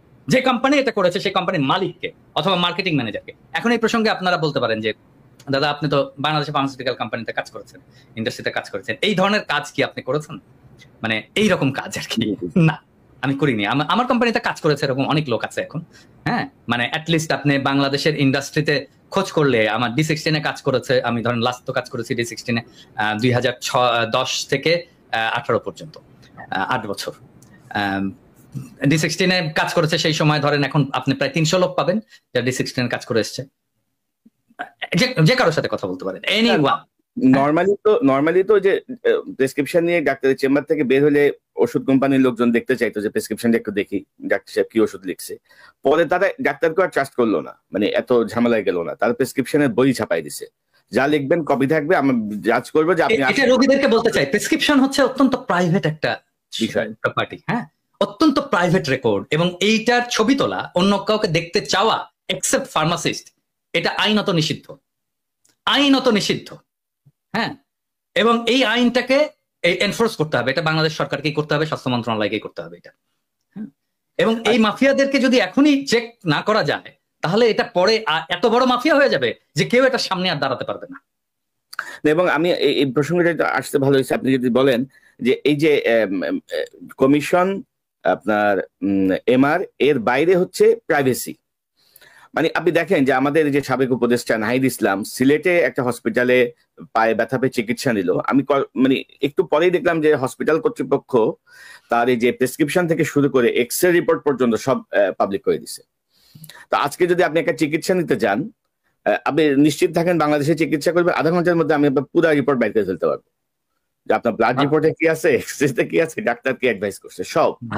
ডাক্তার ইন্টারভিউ দিয়ে বলবে যে তামিম ইকবালের মতো উনি তো সিগারেট খায়, উনি তো মদ খায়, উনি তো এই করে, সব বলে দিবে। কিন্তু মানে এটা এক ধরনের মানে এই এথিক্যাল এই জায়গাগুলি কিন্তু এথিক্স এর মধ্যে আছে না দাদা, এটাতে পড়ানো হয়, তো পড়ানো হয়, এখন পড়ানো হয়, মানে আমরা পড়ে এসেছি, এখন পড়ানো হয় কিনা আমি জানি না, কিন্তু আমরা পড়ে এসেছি, হ্যাঁ, আমরা পড়ে এসেছি, এবং আমাদেরকে ওথ নিতে হয়, একটা শপথ নিতে হয়, হ্যাঁ, এবং সেই শপথের মধ্যে এই প্রাইভেসি, রোগীর প্রাইভেসির বিষয়টা আছে, এটা আমরা বলতে পারি না, এটা কোনো ডাক্তার বলতে পারে না। এবং আমি আসলে অবাক হয়েছি যে একটা অপারেশন টেবিলে নাহিদ বসে আছে এবং ছবি তোলা হচ্ছে, নাহিদেরও উচিত হয়নি ছবি তুলতে দেওয়াটা, নো ওয়ে, হ্যাঁ।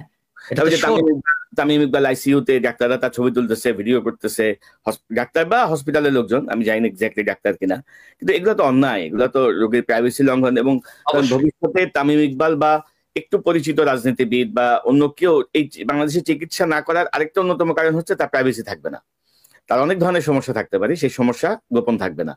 ডাক্তার অন্তত তার বৌদে যায় বলবে যে আজকে তো পিনাকি ভট্টাচার্য আসছিল, আরে জানো না এই সমস্যা, বুঝছেন তো। তার বউ আবার ধরেন রাষ্ট্র হয়ে যাবে পরের দিন স্কুলের বান্ধবীদের কাছে, মানে অভিভাবক বান্ধবীদের কাছে। তো দাদা আমরা একটু ইয়েতে থাকি, আরেক প্রসঙ্গটা না করি যে ধরেন সামনে সরকার কিন্তু বিএনপি সরকারি, মানে বিএনপির বাইরে কিন্তু নতুন কোন দল রাষ্ট্র ক্ষমতায় যাবে এটা ভাবার কোনো সুযোগ কিন্তু নাই, মানে আপাতত আর কি বাংলাদেশের যে প্রেক্ষাপট বা সবকিছু। কিন্তু সেখানে ধরেন বিএনপির মধ্যে এক ধরনের অস্থিরতা আমরা দেখছি, মানে সংস্কারের জায়গাটা আমরা যতটুকু আমরা বুঝি যে এই অনির্বাচিত সরকার বলেন আর যাই বলেন, ডক্টর ইউনূস সরকারের পক্ষে যতটুকু সংস্কার বা বিচার করা সম্ভব এটা আর অন্য কারোর পক্ষে সম্ভব না। মানে পলিটিক্যাল গভর্নমেন্ট আসলে এটা আসলেই সম্ভব না কোনোভাবেই, নানা রকমের চাপে, নানা রকমের কিছুতে। আর পলিটিক্যাল নেতারা তো সব একে অপরের ভাইরা ভাই, তাই না? তো অনেক ভাইরা ভাইয়ের রিকোয়েস্টে অনেক কিছু ওলটপালট হবে। তো মানে আমরা কি মানে জনগণ চাচ্ছে একটা দীর্ঘ সময় থাকুক ডক্টর ইউনূস, বিএনপি চাচ্ছে ডিসেম্বরের মধ্যে নির্বাচন হোক। এক হুজুর দেখলাম ওয়াজের মধ্যে বলতেছে ইউনূস সাহেব যতদিন বেঁচে থাকেন ততদিন যেন নির্বাচন না হয়। তো আবার ইউনূস সাহেবের প্রেস সেক্রেটারি আবার বলেছেন যে না ডিসেম্বরে নির্বাচন হবে। অর্থাৎ এক ধরনের একটা জটিল পরিস্থিতি তৈরি করা হচ্ছে। এবং এরকম একটা বিপ্লবের পরে আমরা যদি সিরিয়ার দিকে তাকাই বা অন্যান্য বিপ্লবোত্তর দেশগুলোর দিকে তাকাই, তার প্রেক্ষাপটে আমাদের প্রেক্ষাপট কিন্তু অনেক বেশি মানে কি বলবো, মানে মনে হচ্ছে যে বিপ্লবটা একটা পানি ভাত আর কি, এটা কিছুই না, এটা হইতেই পারে। মানে মানুষ এভাবে জীবন দিবে, মানুষ এভাবে অন্ধ হবে, পঙ্গু হবে, এটা সব খুবই স্বাভাবিক। তো আপনি আপনার কাছ থেকে একটু শুনি, তারপর ইলিয়াসের কাছে যাব। না, প্রথম বিষয়টা হচ্ছে যে ডেফিনেটলি আমাদের একটা পলিটিক্যাল গভর্নমেন্ট আসতে হবে, সেটা আসবে, এবং এটা আমাদের সবারই প্রত্যাশা। এবং এটা যেটা কোনো বললেন আপনি যে আগামী নির্বাচনে বিএনপি আসবে, আমরা তো মনে করি বিএনপি সর্ববৃহৎ দল, তারই আসা উচিত, সেটা উচিত, ঔচিত্যের ব্যাপার আর কি। আসবে কিনা সেটা ডিপেন্ড করছে অনেকগুলো ফ্যাক্টরের উপরে। হ্যাঁ, আমি সেই ফ্যাক্টরগুলো একে একে আলাপ করবো। অনেকে বলে যে আমি নাকি নির্বাচন চাই না, মোটেও না। বিষয়টা হচ্ছে কি যে শেখ হাসিনা তো সমস্ত সিস্টেমটাকে ডিস্ট্রয় করেছে। হ্যাঁ, সমস্ত সিস্টেম, মানে ইলেকশন কমিশন থেকে শুরু করে জুডিশিয়ারি, প্রশাসন, পুলিশ, আর্মি, কোন ইনস্টিটিউশন, স্টেট ইনস্টিটিউশন বাকি নাই, সব ইনস্টিটিউশনকে ডিস্ট্রয় করেছে। এখন এই সিস্টেমটাকে তো ফাংশনিং করতে হবে, এটা যেন কাজ করে।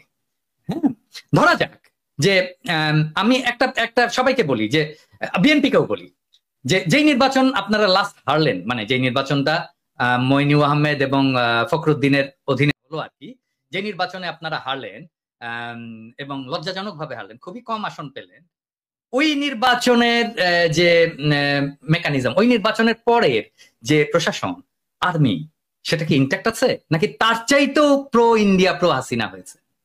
আমার প্রশ্ন এটা।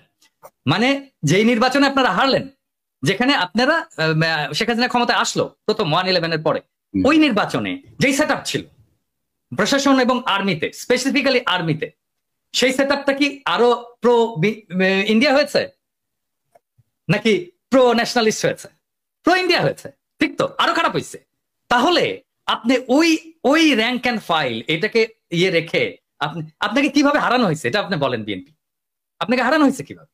খুবই কেয়ারফুলি ডিজাইন করা হয়েছে, কনস্টিটিউশন ডিজাইন করা হয়েছে, এবং এটা বিএনপিরাও স্বীকার করতে বাধ্য হবে ওই নির্বাচনে কারচুপি হয়েছে। ওই নির্বাচনে এমন ভাবে কারচুপি করা হয়েছে যেন বিএনপি একটা লজ্জাজনক হার হয় বিএনপির। হ্যাঁ, এবং এটা বিএনপিকে স্বীকার করতে হবে। আর স্বীকার যদি না করে তাহলে তো আমাদের বলার কিছু নাই, তাই না?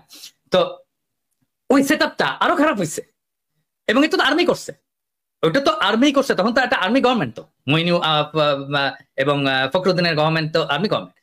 আর্মি এই ইঞ্জিনিয়ারিংটা করছে, ইলেকশন ইঞ্জিনিয়ারিংটা। ওই আর্মিটা আরো খারাপ হয়েছে, ওর ভেতর থেকে ন্যাশনালিস্ট এলিমেন্ট আরো বাইরে চলে গেছে। এখন তো এটা মোরাললেস প্রো কি বলবো ইন্ডিয়ান আর্মি। তো এই আর্মি একটা ফেয়ার ইলেকশন দেবে? হ্যাঁ, মানে করতে দেবে? এইটা বিশ্বাস করেন? সম্ভব না, করতে দেবে না। হ্যাঁ, আমরা যদি ফেয়ার ইলেকশন হয়, আমার মনে হয় যে ধরেন এটা বিএনপির এটা বিএনপির জরিপ, ব্রেইন দেখছে তো, আমরা সবাই দেখছি। ব্রেইনের জরিপে ফেয়ার ইলেকশন হইলে মানে মানুষ বলছে যে আমরা 41% বিএনপি কে ভোট দেবে, অ্যাবসলিউট মেজরিটি হয় বিএনপি। কিন্তু আরো কিছু আছে ওইখানে। আচ্ছা আমি বলি, আমি গতকালকে একটা পোস্ট দিছিলাম, গতকাল না পরশুদিন, যে জামাতে ইসলামের ভোট কত। জামাতে ইসলাম 300 আসনে ইলেকশন করছিল এরশাদ পড়ার পরে 91 সালে প্রথম। এখানে ভোট পেয়েছিল তারা 12.3% সম্ভবত। এবং ওই সময় যদি আমরা সমস্ত ইসলামপন্থী দলগুলোর ভোটগুলো দেখি, তাহলে আমরা দেখবো 14%-এর মতো তারা ওই ভোটটা, এবং ওই ভোটটা ভালো ভোট হয়েছিল। হ্যাঁ, এবং 14% কিন্তু একটা খুবই সিগনিফিকেন্ট নাম্বার। এখন অনেকে বলে 2%, 3% জামাতের ভোট, 4% ন। তারা সব আসনে নির্বাচন করেনি, তারা কিছু আসনে নির্বাচন করেছিল, ওইটাকে এক করে আমি ন্যাশনাল গড় করে বলি যে 3%। কিন্তু সবগুলো আসনে যখন করেছে তখন তার প্রায় 12.5%-এর মতো ভোট ছিল। বিএনপির যে জরিপ, এটাতে দেখা গেছে যে জামাতের ভোট আসবে 31%-এর মতো। এখন ধরে ছাত্রদের ভোট ওখানে কত আসবে, দেখেছে 5%-এর মতো ভোট আসবে। তো আমরা যদি অন্য সমস্ত ফোর্স, বিএনপির বাইরে অন্য সমস্ত ফোর্সের একটা যদি লুজ অ্যালায়েন্স হয়, তাহলে বিএনপি একটা খুবই শক্ত প্রতিদ্বন্দ্বিতার মধ্যে পড়বে। এখন বিএনপি যেটা করছে যে ধরেন এই যে বিএনপির যারা এই অনলাইন অ্যাক্টিভিস্ট আছে তারা, বা অনলাইনে ফেসবুকে যারা লেখালেখি করে তারা গালাগালি করতেছে আমাদেরকে, সেটা আমি গাইড নেই না, কিন্তু তা তো না। মির্জা ফখরুল, মির্জা আব্বাসের মতো সিনিয়র নেতারা তারা সোশ্যাল মিডিয়ার পিছনে লাগছে এবং কিভাবে আমাদের সাথে পাঙ্গা নেওয়া শুরু করছে। ধরেন এই পাঙ্গাটা যদি নিতে থাকে তারা কন্টিনিউয়াসলি, তাহলে তাদের অবস্থাটা কি হবে? ধরেন সোশ্যাল মিডিয়ায় যারা কাজ করে, হ্যাঁ, যারা কাজ করছে, যারা সোশ্যাল মিডিয়া একটা ইনফ্লুয়েন্স রাখতে পারে, ছোট হোক বড় হোক, অল্প হোক বেশি হোক কম হোক, একটা তো ইনফ্লুয়েন্স আছে, তো যারা রাখতে পারে তারা যদি পুরোটা, মানে ধরা যাক, আমি এখানে ইয়ে ছাড়াই বলতেছি, কনক, আপনি, আমি, ইলিয়াস, আমরা তো কেউ অ্যান্টি বিএনপি না, আমরা তো জিয়াউর রহমান, প্রো জিয়াউর রহমান, মানে জিয়াউর রহমানকে আমাদের পলিটিক্যাল আইকন মানি, তাই না? তো আমরা তো সবাই ন্যাশনালিস্ট, তাই না? আমরা, এবং ট্রু সেন্স, মানে মানুষ যাতে সাধারণভাবে বোঝে, আমরা তো সবাই রাইটেস্ট, তাই না? তো আমাদেরকে তো শত্রু ভাবার কোনো কারণ ছিল না বিএনপি। আমরা তো শত্রুও না, আমরা শত্রু হতেও চাই না বিএনপি। বিএনপি তো আসলে আমাদের পিছনে লাগছে, হ্যাঁ, আমাদেরকে শত্রু বলা শুরু করছে। এবং কিভাবে দেখেন, আওয়ামী লীগের কোন সিনিয়র নেতা কোনোদিন আমাদের নাম ধরে কোনোদিন কিছু করেনি। আমাদের নামে মামলা দিচ্ছে, আমাদেরকে দেশ ছাড়া করছে, কিন্তু নাম ধরে এরকম করে কিন্তু আক্রমণ করেনি। ওনারা নাম ধরে আক্রমণ করা শুরু করছেন আমাদেরকে, হ্যাঁ। এবং এটা তো আমাদের পেছনে লেলায় দাও, আমরা তো পার্সন, ব্যক্তি। এবং ধরেন মির্জা ফখরুল যখন বলে কুতুব দাঁড়ায় গেছে সোশ্যাল মিডিয়ায় কিছু কুতুব, ওনারা কোথায় নিয়ে যেতে চান দেশকে আমরা জানি না।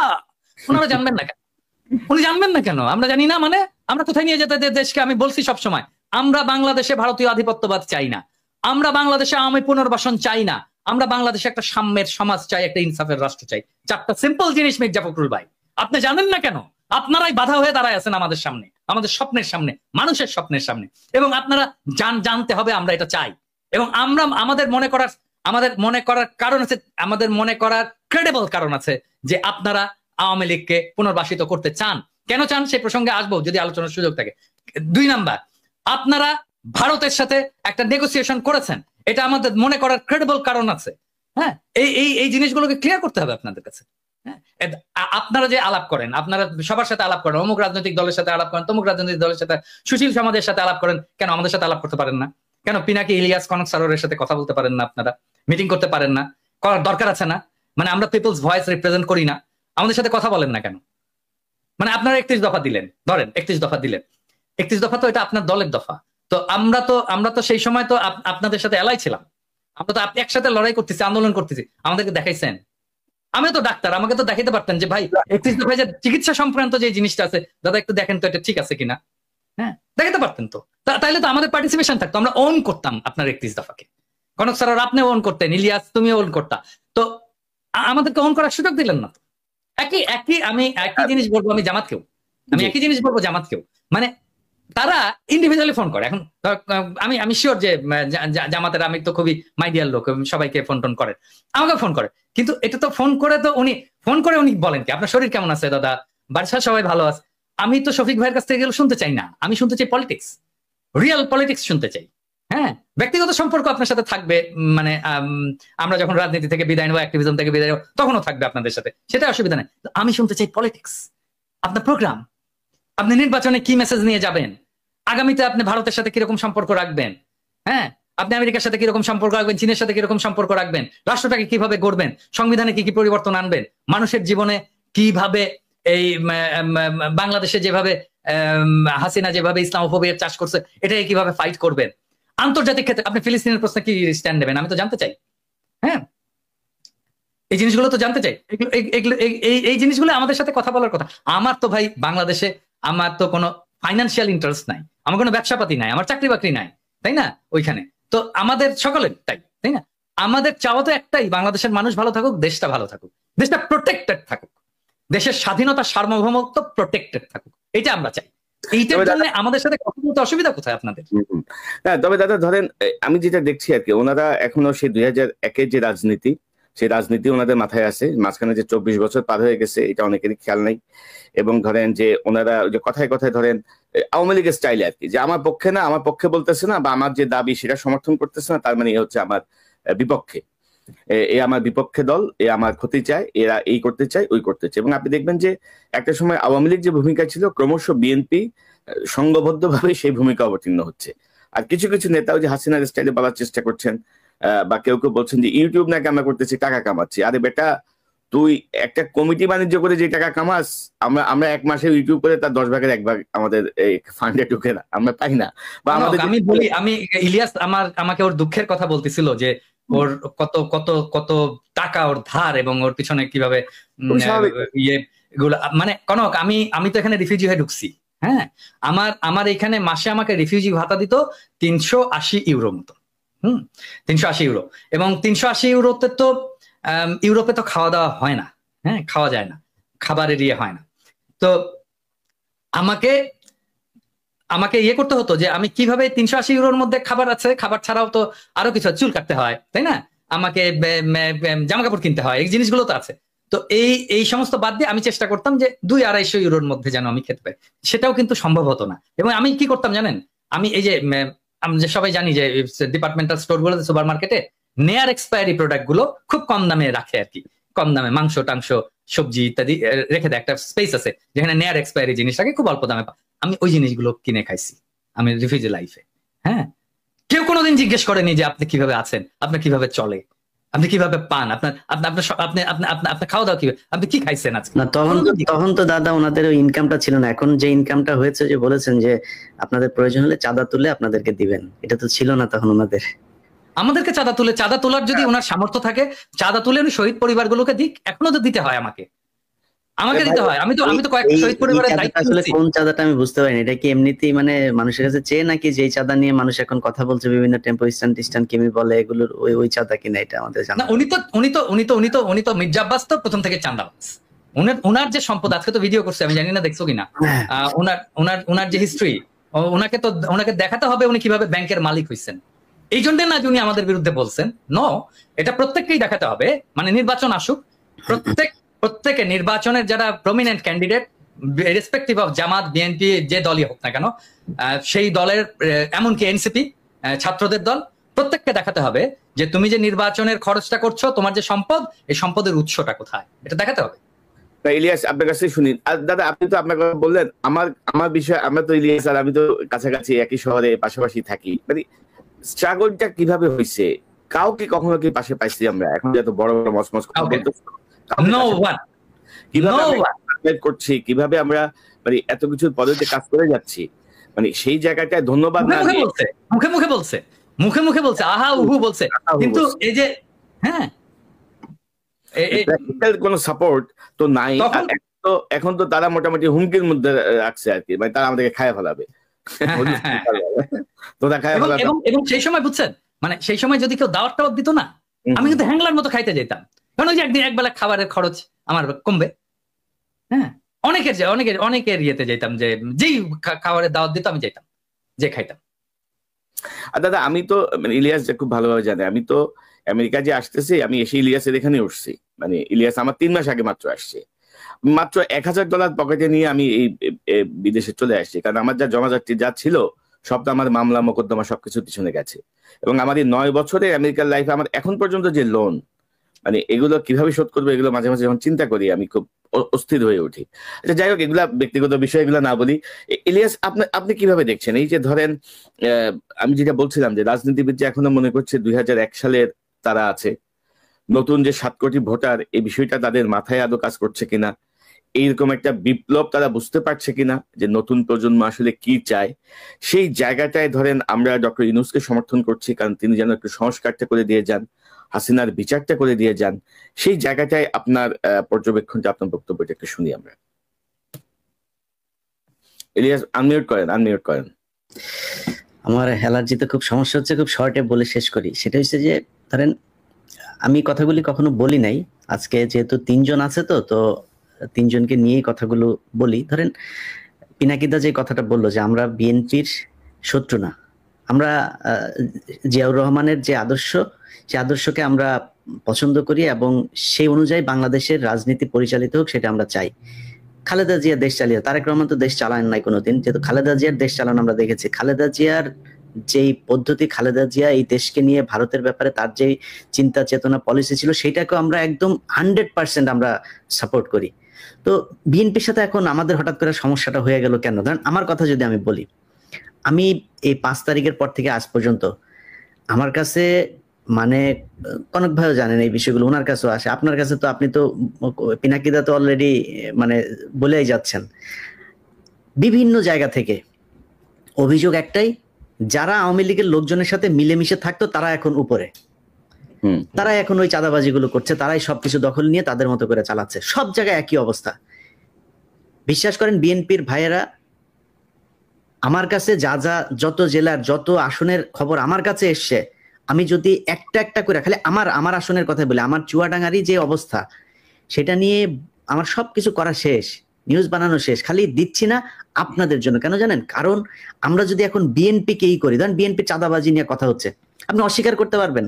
আমরা বলি না, আমার চ্যানেলে আমি মনে হয় না আমি কেউ কোনোদিন শুনেছেন আমার মুখ থেকে আমি বলেছি যে বিএনপি চাঁদাবাজি করছে, কিন্তু করছে না।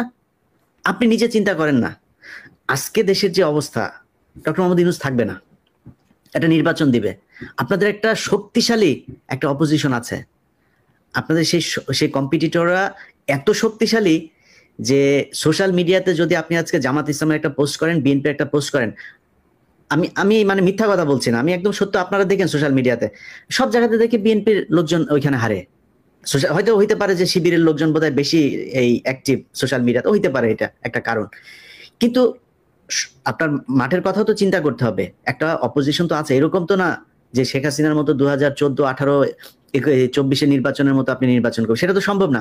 আপনাকে তো ফাইট করতে হবে। যদি ফাইট করতে চান, যেই এলাকায় গিয়ে আপনি ভোটটা চাবেন, ওই বাজারটাই যে একটু শোনেন তো মানুষের কাছে যে কারা চাঁদাবাজি করছে। আপনি ধরলাম আপনার দল খুব ভালো, কোনো সমস্যা নেই, আপনার দলের নাম ভাঙাচ্ছে তো। তারেক রহমান লন্ডনে বসে থেকে তারপরে তার কাছে যেটারই খবর আসে সে ওটাকে বহিষ্কার করে। ইলিয়াস, আমি একটু যোগ করি আপনারা দেশে থেকে কি করেন? ইলিয়াস, আমি একটু যোগ করি, গত 8 মাসে প্রায় 1700 নেতাকে বহিষ্কার করেছে বিএনপি, কিন্তু বিভিন্ন জায়গা থেকে অভিযোগ আছে যে ভাই অনেকেই করছে যাদের কোনো পদ নাই, যাদেরকে বহিষ্কারের কোনো সুযোগ নাই, এবং তারা আওয়ামী লীগ করতো, তারা আগে আওয়ামী লীগের সাথে ছিল, সেই মানুষগুলোকে ই করছেন। এখন এই যে জিনিসগুলো হচ্ছে, এটা তো আপনার দলের সমস্যা হচ্ছে। আমরা তো চাই যে বিএনপি ক্ষমতায় আসুক, কারণ হচ্ছে বাংলাদেশের ভারতের ব্যাপারে বিএনপির যে অবস্থান, আমাদের অবস্থান সেম। আমরা তো চাই আপনারা আসেন, কিন্তু আপনারা যদি নাকি দেশের ভেতরে আপনাদের এই ইমেজ তৈরি করেন, তাহলে তো আপনাদের সমস্যা হবে। আপনাদের সমস্যা হলে আমাদের সমস্যা হবে। যেইভাবেই বলেন, ডক্টর ইউনূসের অনেক বিষয়ে আমার এই মন্ত্রিসভা, ওনার যে উপদেষ্টা পরিষদ, আমি ফারুকি, তারপরে হচ্ছে গিয়ে আসিফ নজরুল, এদের কিনা আমার একদম চরম আপত্তি আছে।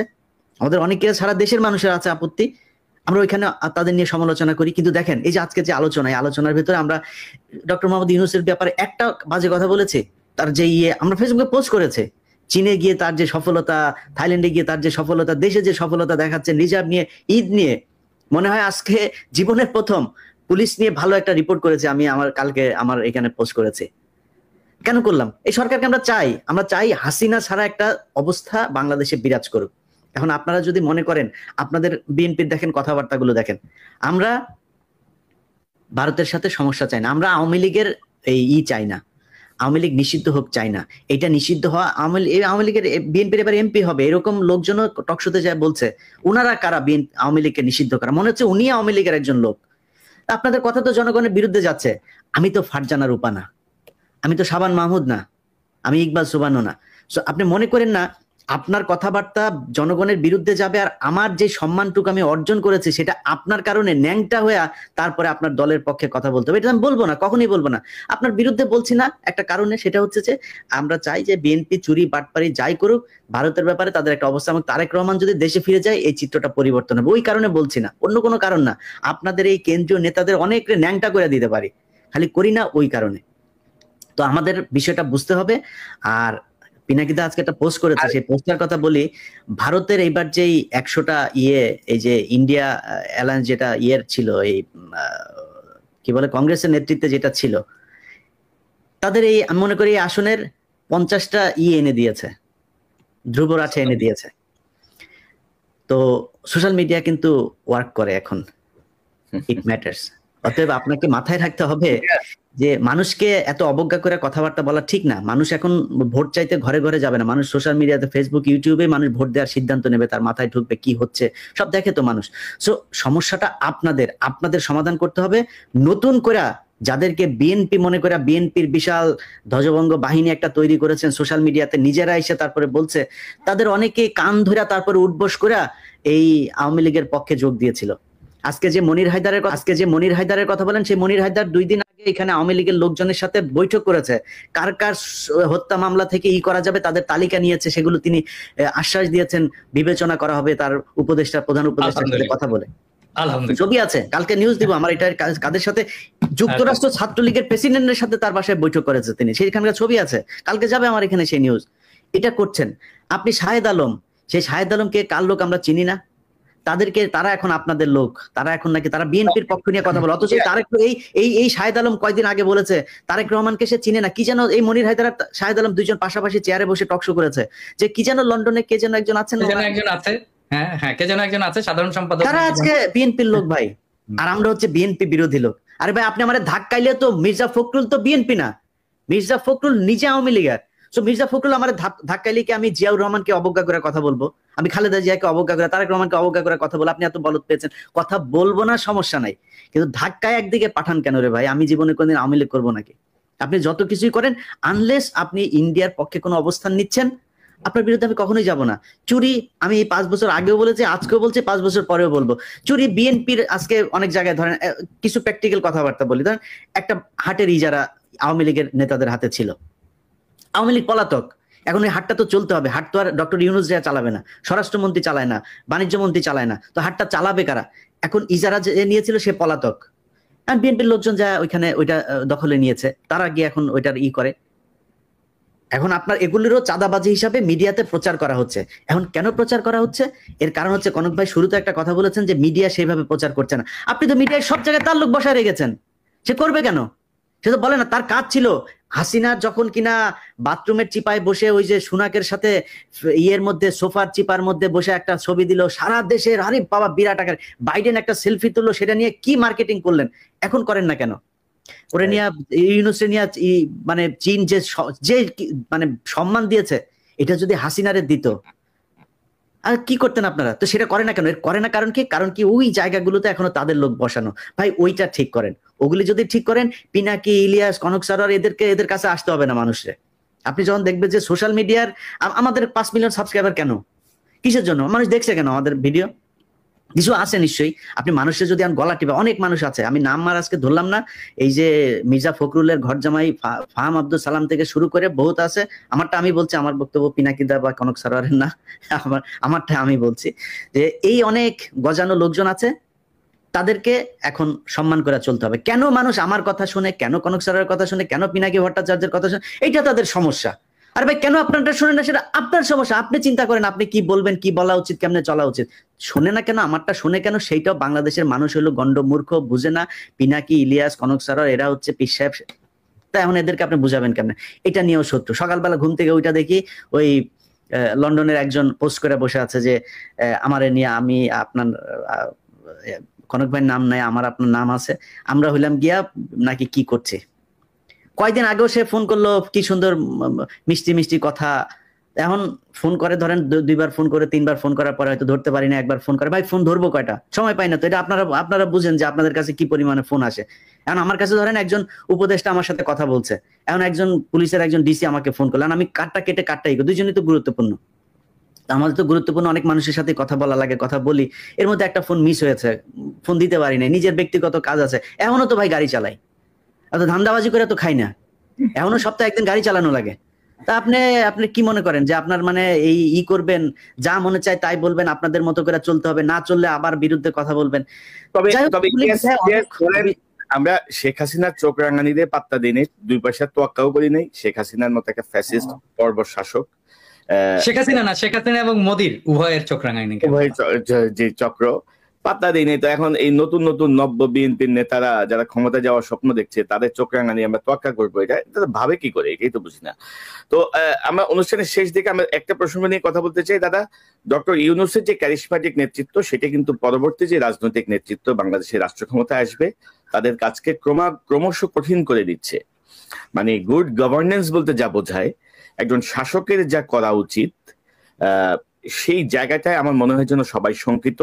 এবং আমি একবার বলছিলাম বুকে পাথর চাপা দিয়ে অনেকের বুকের সে পাথর এখন পাথর এবার পাহাড় হয়ে গেছে, পাহাড়ের পাথর। তো এগুলো কিন্তু কঠিন করে দিচ্ছেন, কিন্তু উনি কিন্তু সবকিছু কঠিন করে দিচ্ছেন। আপনি দেখেন একটা পাজামা পাঞ্জাবি, একটা স্নেকার্স আর একটা কটি লাগাই উনি পুরো দুনিয়া মাথায় বাড়াচ্ছেন। এবং কোনো কিছুই নাই, দেখেন তার মধ্যে কিন্তু ওইরকম কোনো এক্সপোজারও নাই। তো এই বিষয়গুলো কিন্তু মানুষকে খুব টাচ করছে এবং ক্রমশ কঠিন করে তুলছে পরবর্তী রাজনীতিবিদদের। তো আমরা এদের জন্য আপনার কোনো বক্তব্য আছে কিনা? পাশাপাশি ডক্টর ইউনূস কিন্তু তার এই কৃতিত্বের একটা জায়গায় কিন্তু ক্ষতিগ্রস্ত করছেন তার এই উপদেষ্টা পরিষদ দিয়ে। মানে মানে কমপক্ষে 15 জনকে তার আরো 6 মাস আগে ঘাট ধরে বের করে দেওয়া উচিত ছিল, মানে ফর ইনক্যাপাবিলিটি অর ইনএফিসিয়েন্সি অর সবকিছু মিলায়। তো এই জায়গাটা ডক্টর ইউনূস সাহেব কেন দেখছেন না, বা দেখেও তিনি কেন মেনে নিচ্ছেন? খুব সংক্ষেপে আপনার কাছ থেকে শুনে তারপর ইলিয়াসের বক্তব্য শুনবো। মানে আমি যেহেতু প্রফেসর ইউনূসের সাথে কাজ করছি, সেই জন্য আমি জানি উনার ম্যানেজমেন্ট স্টাইলটা, এটা উনি এটা করবেন না। হ্যাঁ, উনি ওনার টিমকে এভাবেই ডিল করেন আর কি। আমি কিন্তু খুবই ঘনিষ্ঠভাবে কাজ করছি অল্প সময়, কিন্তু আমার আর্লি ক্যারিয়ারে খুবই ঘনিষ্ঠভাবে কাজ করছি। আমি ওনার পাশের রুমেই বসতাম আর কি, এবং গ্রামীণ ব্যাংকের যে হেলথ স্বাস্থ্য কর্মসূচি সেটার আমি কোঅর্ডিনেটর ছিলাম ঢাকায়। তো আমি ওনার ম্যানেজমেন্ট স্টাইল জানি আর কি, উনি কিভাবে কাজ করেন। তো সেই জন্য এটা উনি করবেন না। কিন্তু এই এই এই যতগুলো জিনিস কনক আপনি বললেন যে উনি যে হাই স্ট্যান্ডার্ড সেট করে যাচ্ছেন, এটা পলিটিক্যাল লিডারশিপ এটাকে ফলো করতে পারবে কিনা। নাম্বার 2 হচ্ছে যে উপদেষ্টা মন্ডলীর কিছু উপদেষ্টার অপদার্থতা, এটাকে উনি কিভাবে ম্যানেজ করবেন, এর সবকিছুর একটা সলিউশন আমি কিন্তু দিয়েছিলাম। আমি জানি না এটা বেশি আমি দিয়েছিলাম জন্যই বোধহয় বেশি মানুষ এটা নিয়ে আলোচনা করেনি। সেটা হচ্ছে ট্রানজিশনাল গভর্নমেন্ট, যে ট্রানজিশনাল গভর্নমেন্টে সব রাজনৈতিক দলের প্রতিনিধিত্ব থাকবে এবং এই উপদেষ্টা পরিষদে বেস্ট পারফর্মিং উপদেষ্টারা থাকবেন। আর রাজনৈতিক দলগুলো থেকে বিভিন্নভাবে বিএনপি হোক, জামাত হোক, এমনকি সেটা এনসিপি হোক, তারপর এবি পার্টি হোক, এমনকি নূরের দল, বাম, যারাই হোক, সবাইকে মিলে একটা নতুন মন্ত্রিসভা তৈরি করা এবং যেই ইয়েতে উপদেষ্টা পরিষদে তারেক রহমানের অন্তর্ভুক্তি উপপ্রধান উপদেষ্টা করে। এই ট্রানজিশনাল গভর্নমেন্টের ফর্মুলাটা যদি সবাই গ্রহণ করত, তাহলে আমাদের কিন্তু অনেক সমস্যার সমাধান হয়ে যেত। মানে ধরেন তখন তারেক রহমান প্রস্তুত হয়ে যেত, তার যে সিলসিলা, প্রফেসর ইউনূসের যে সিলসিলা, সেইটার সিলসিলাটা তারেক রহমান পরে বহন করতে পারতেন। ট্রেন্ড হতেন প্রফেসর ইউনূস কিভাবে রাষ্ট্র চালাচ্ছেন, কার সাথে কার কি সম্পর্ক, সেই সম্পর্কটাকে উনি ট্রান্সফার করে দিয়ে যেতে পারতেন তারেক রহমানের কাছে। এবং তারেক রহমানের ইমেজের যদি কোনো সমস্যা আছে, কিছু প্রবলেম তো আছে, ইমেজের প্রবলেম আছে, যেটা তৈরি হোক অথবা সত্য হোক, সেই ইমেজটা ক্লিন আপ হয়ে যেত এই সময়ের মধ্যে। ওনার নেতৃত্বের গুণাবলী বিকশিত হতো এবং আমি অপদার্থ উপদেষ্টাদেরকে বের করে দিতে পারতাম। বিএনপিরও যারা মন্ত্রী হতে চায়, যারা ক্ষমতায় আসতে চায়, তারাও ক্ষমতার স্টেক পেলো, ভাগ পেলো। তারা ক্ষমতায় এসে তাদের কাজ দেখাতে পারলো যে তারা কেমন ইয়ে করবে। আবার আরেক দিক থেকে দায়টা কিন্তু পুরোপুরি প্রফেসর ইউনূসের, বিএনপি কে নিতে হচ্ছে না। কিন্তু যদি এটা ফেলও করে তাহলে দায়টা প্রফেসর ইউনূসেরই থাকে। তো এইভাবে এই পুরো প্রবলেমটাকে সলভ করা যায়। এবং এটা যদি বিএনপি চায়, এটা আসলে মূল স্টেক তো এটা বিএনপি কে মানতে হবে। বিএনপি যদি চায় আমি এটাকে ফ্যাসিলিটেট করতে পারি অন্যান্য সব পার্টির সাথে, এমনকি প্রফেসর ইউনূসের সরকারের সাথেও ফ্যাসিলিটেট করে এটাকে যেন রূপ দেওয়া যায়, সেই চেষ্টা আমি করতে পারি। বাইরের একজন লোক লাগে, আমি ভলান্টিয়ার করলাম, আমার চেয়ে অনেক যোগ্য লোক আছে, তারাও করতে পারে। কিন্তু যেহেতু আমি এটা আইডিয়াটা কনসেপ্ট করেছিলাম, সেই জন্য আমি যদি এটার সাথে যুক্ত থাকি, আমি মনে হয় যে এটাকে ফ্যাসিলিটেট করতে পারবো, আমি সবাইকে সবার সুবিধাগুলো বুঝিয়ে দিতে পারবো আর কি। জি দাদা, এই যে ইলিয়াস আপনার কাছ থেকে একটু শুনি। ইলিয়াসের ট্রানজিশনাল গভর্নমেন্টের ব্যাপারে তোমার মতামত কি? মানে ডক্টর ইউনূসের কৃতিত্ব অনেকটাই ম্লান হয়ে যাচ্ছে, কিন্তু তার উপদেষ্টা বা ম্লান হওয়ার থেকে আমি বলবো যে উনি যে গতিতে যাচ্ছেন, আমরা আরো অনেক বেশি সুফল পেতাম, আরো অনেক বেশি কি বলবো মানে গতিশীল থাকতো প্রত্যেকটা ডিপার্টমেন্ট, যদি ওনার উপদেষ্টারা ওনার সাথে তাল মিলাইতে পারতেন। মানে উনি 84-85 বছর বয়সে যে গতিতে যাচ্ছেন, ওনার মাথা যে গতিতে কাজ করছে, তার থেকে মানে অনেক গুণ, মানে উনি 100%, উনি যদি 80% দেন, ওনার উপদেষ্টা পরিষদের কমপক্ষে 15% দিতে পারছেন না। তো সেই জায়গাটা উনি এই দায়টা কেন নিচ্ছেন বা কি করণীয়, ইলিয়াস আপনি কি মনে করেন? না, ওনার ধরেন যেটা আপনি গতির কথা যেটা বলছেন, সেই গতির চাইতেও সবচেয়ে বড় জিনিস হলো আমার মনে হয় কি, যে এই ডক্টর ইউনূসের কিছু কিছু জায়গায় উনি আসলে আমার ধারণা যে উনিও তো বয়স হয়েছে, আন্তর্জাতিক বিষয়গুলো দেখতে গিয়ে, অর্থনৈতিক এই বিষয়গুলো দেখতে গিয়ে উনি দেশের অভ্যন্তরীণ, বিশেষ করে যেমন স্বরাষ্ট্র মন্ত্রণালয়, আইন মন্ত্রণালয়, এইসব মন্ত্রণালয়গুলোর ব্যাপারে ওনার মনে হয় মানে সময় দেওয়ার সুযোগ কম। আমি মনে করি যে ওনার আশেপাশে এই যে প্রথম আলো, ডেইলি স্টারের যেই বলয় আসিফ নজরুলের যেই প্যারালাল আর একটা গভর্নমেন্ট আসিফ নজরুল তৈরি করেছে, এই জায়গাটা দেখেন আমরা অনেক সমালোচনা করি দেশের মানুষের, আমি আজ পর্যন্ত কাউকে দেখি নাই যে এর সমালোচনা ওর সময়, কিন্তু ডক্টর মোহাম্মদ ইউনূসের সমালোচনা কেউ করে না। তো আমি শুধু ছোট করে এতটুকুই বলবো যে ডক্টর মোহাম্মদ ইউনূসের উচিত যে ওনার এই জায়গাগুলো ঠিক করা। ওনার এই শেষ বয়সে এসে নিশ্চয়ই উনি ব্যর্থ হতে চান না। উনি যদি ব্যর্থ হতে না চান, এই জায়গাগুলো ঠিক করা দরকার, যাতে এই প্যারালাল গভর্নমেন্ট তৈরি করে যারা আওয়ামী লীগ এবং ভারতের, কালকে একটা কথা শুনলাম যে এই যে মামলাটা বাংলাদেশে চলছে আন্তর্জাতিক অপরাধ ট্রাইব্যুনালে, এই সেম মামলাটা আমাদের আপনার ইয়েতেও করার সুযোগ আছে, আন্তর্জাতিক ইয়েতে আদালতে। তো ওইখানে করার জন্য আসিফ নজরুল দিচ্ছে না, পারমিশন দিচ্ছে না। তিনি কারণ হিসাবে বলেছেন যে এটা নাকি ওইখানে গেলে আমাদের দেশের অভ্যন্তরীণ এই তদন্তগুলোতে সমস্যা হবে, এখানে শাস্তি দিতে সমস্যা হবে। ওইটাতে হলে আমাদের এখানে সমস্যা কি? আন্তর্জাতিক ভাবে যদি নাকি শেখ হাসিনাকে কোনোভাবে পানিশমেন্ট দেওয়া যায় বা বিচার করা যায়, সেটা তো আরো ভালো আমাদের জন্য। তারপরে কয়েকদিন আগে আপনি দেখেছেন যে এই যে সিলভিয়া থেকে শুরু করে আইন মন্ত্রণালয়টা তার নিজের ব্যক্তিগত সহকারী, এটা নিয়ে প্রতিদিনই বলি যে এই শামসুদ্দিন মাসুম, সে ছিল হইলো ABM খায়রুল হকের পার্সোনাল সেক্রেটারি, তাকে সে তার কাছে এনে বসিয়ে রেখেছে এবং আইন মন্ত্রণালয়ে শুনুক। আইন মন্ত্রণালয়ে আসিফ নজরুল একদিন ডেকে গোপনে ওইখানকার কয়েকজন বিচারক টিচারক এদের, তারপরে এই সচিব এদেরকে ডাকুক, ডেকে জিজ্ঞেস করুক কি অবস্থা। অনেক জায়গায় আছে একই লোকজন।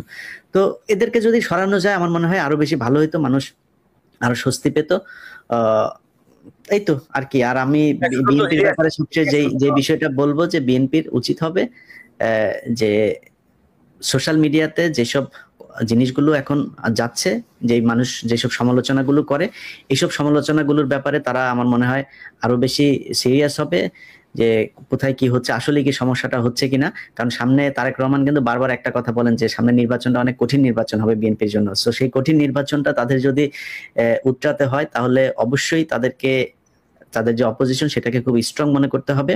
এটা মনে না করে যদি নির্বাচনে যায়, আমার মনে হয় 1991 সালের নির্বাচনে যেমন শেখ হাসিনা মন্ত্রিসভা গঠন করে ফেলেছিল, খালেদা জিয়া পরে প্রধানমন্ত্রী হন, আমার মনে হয় সেই পরিস্থিতি হয়ে যেতে পারে। তবে ইলিয়াস, আমার পর্যবেক্ষণ হচ্ছে জনাব তারেক রহমান তার যে বক্তব্যগুলো দিচ্ছেন, এগুলো তার বাংলাদেশের নেতারা ঠিক ধরতে পারছেন না অথবা বুঝতে পারছেন না, এটা ডেপটা বুঝতে পারছেন না, এটার মেসেজটা ধরে কাজ করতে পারছেন। ধরেন একটা দলের প্রধানকে কিন্তু একটা ডিপ্লোম্যাটিক অবস্থানে সবসময় থাকতে হয়। মানে আপনি যেভাবে কথা বলি, ধরেন আজকে যদি আপনি কোনো একটা দায়িত্বে যান, আপনি এভাবে কথা বলতে পারবেন না। পিনাকিদা একটা দায়িত্বে গেলে এভাবে কথা বলতে পারবে না। আমরা এখন অনেক স্ট্রেইট কথা বলি, কিন্তু একটা দায়িত্বে যখন তখন আপনাকে একটা ডিপ্লোম্যাটিক অবস্থান নিতে হবে। এবং আপনি যেটা বলছিলেন, শুধু আসিফ নজরুল PS না, প্রধান বিচারপতি যিনি PS, তারা তিন বন্ধু মিলে এখন সুপ্রিম কোর্ট এবং আইন মন্ত্রণালয় চালাচ্ছে। আর আমরা অনেক কথাই বলছি, পিনাকিদা একটা কথা বলে না, ওই যে ইংরেজিতে যেহেতু বলছে নিশ্চয়ই ঠিকই কইছে। তো এখন আমার মনে হয় যে কিছু মানুষের মধ্যে এই জিনিসটা ছড়াইছে, আমরা যেহেতু কিছু বলছি, নিশ্চয়ই এখানে কোনো অন্য উদ্দেশ্য আছে। নিশ্চয়ই আমরা নির্বাচনকে লম্বা করতে চাই, মানে নির্বাচনকে পিছাইতে চাই, নিশ্চয়ই আমরা মানে এরকম কিছু ভাবনা আমরা দেখতে পাচ্ছি। আমরা চাই না বিএনপি ক্ষমতা আসুক, আমরা চাই না ক্ষমতা আসলে আমাদের সমস্যা কি? আমাদের তো কোনো সমস্যা নাই, আমরা তো বসে আছি যে বিএনপি ক্ষমতায় আসলে আমরা দেশে যাব। আমরা অদ্ভুত একটা সময় পার করতেছি এবং এগুলো বিএনপির লোকজন। আর ধরেন একটা খবর দিতে চাই দাদা, যেটা মির্জা আব্বাসের যে আস্থাশীল যেই আপনার বাংলাদেশের যে মিডিয়া যাদের জবাবদিহিতে আছে, তাদের তো অনেক নিউজ এখন পর্যন্ত দেয় না। তো জাস্ট দর্শকদেরকে বলি, একটু পরে আমি হয়তো আমার ফেসবুকে বিস্তারিত দিব। গতকাল 5 জন সেনা কর্মকর্তাকে মানে সেনা হেফাজতে নেওয়া হয়েছে, অ্যারেস্ট করা হয়েছে, যে যাদের কথা আমরা বারবার বলছিলাম। তার মধ্যে আছেন ব্রিগেডিয়ার ইমরান হামিদ, তৎকালীন 46 ব্রিগেডিয়ার কমান্ডার আছেন, মানে তৎকালীন মানে হচ্ছে জুলাই আগস্ট ওই সময়টায়। কর্নেল আব্দুল্লাহ আল মোমেন, তিনি অতিরিক্ত মহাপরিচালক র্যাব, ADG তৎকালীন র্যাবের।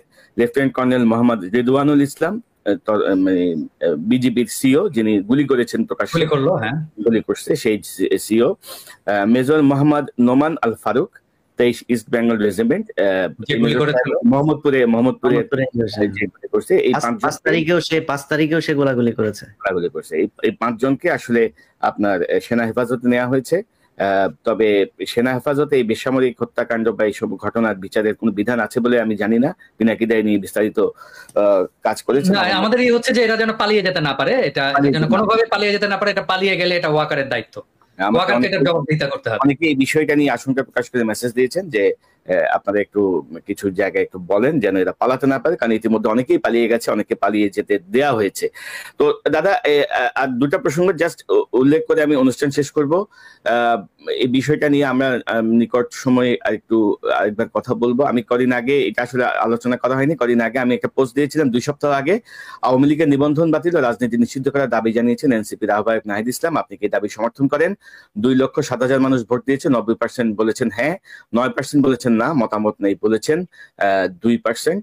আমার মনে হয় যে এই বিষয়টা গুরুত্বের সাথে সরকারের বিবেচনা করা উচিত। পাশাপাশি দাদা, আমি এবং ইলিয়াস আপনাদের দুজনকে অনুরোধ করব, আমি সাম্প্রতিক সময়ে নতুন একটি ক্যাম্পেইন করার চেষ্টা করছি। সেই ক্যাম্পেইনটা আমি যদি আপনাদেরকে একটু দেখাই, আমার মনে হয় যে আমাদের দর্শকরা ইতিমধ্যে অনেকে রেসপন্স করেছেন আমার ফেসবুকে, এবং আমি আশা করছি যে এই রেসপন্সের পরিমাণ আরো বাড়বে। আমি যদি একটু দেখাই, একটু যদি দর্শক দেন, আমি গত 4 এপ্রিল এই ঘোষণাটা দিয়েছি যে বাংলাদেশের 300 নির্বাচনী আসনে পতিত পলাতক আওয়ামী লীগের নেতাকর্মী, সমর্থক, যে কোনো পর্যায়ে সুবিধাভোগী, ব্যবসায়ী, আমলা, পুলিশ, সেনা কর্মকর্তা, শিক্ষক এবং অন্যান্য কেউ যদি অন্য কোনো রাজনৈতিক দলে যোগ দিয়ে বা নেতার আশীর্বাদ নিয়ে নির্বাচনে অংশ নেওয়ার মহড়া শুরু করে অথবা স্বতন্ত্র প্রার্থী হওয়ার চেষ্টা করে, তাহলে অনুগ্রহ করে কনকসারওয়ার@gmail বিস্তারিত তথ্য প্রমাণ সহ জানান। জুলাই বিপ্লবের পর অতীতের রাজনৈতিক ধারা বা টাকাওয়ালাদের পুনর্বাসন করা বা সব সরকারের আমলে সুবিধাভোগী ধারার অবসান হতে হবে। পাশাপাশি একবার এমপি ছিলেন এমন ব্যক্তির স্ত্রী, পুত্র, কন্যা, ভাই, বোন, শালা, দুলাভাই ছাড়া আর কেউ নির্বাচনের যোগ্যতা রাখেন না, এমন ধারারও অবসান চাই।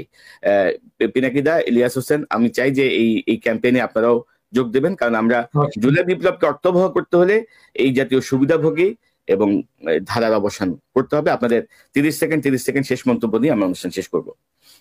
সবাইকে ভালোবাসা, আর আমার কিছু নাই। ইলিয়াস? জি, না, আপনি ওই আপনার যে এইটা বললেন ওইটার সাথে তো অবশ্যই আমাদের আজকের পুরো আলোচনায় এই বিষয়টা আমরা করি নাই। সেটা হচ্ছে যে জুলাই এই হত্যাকাণ্ডের এই ঘটনায় যারা কিনা হত্যার শিকার হয়েছেন এবং আহত আছেন, তাদের জন্য আমার মনে হয় সরকার কিছুটা উদাসীনতা দেখাচ্ছে কিনা জানি না।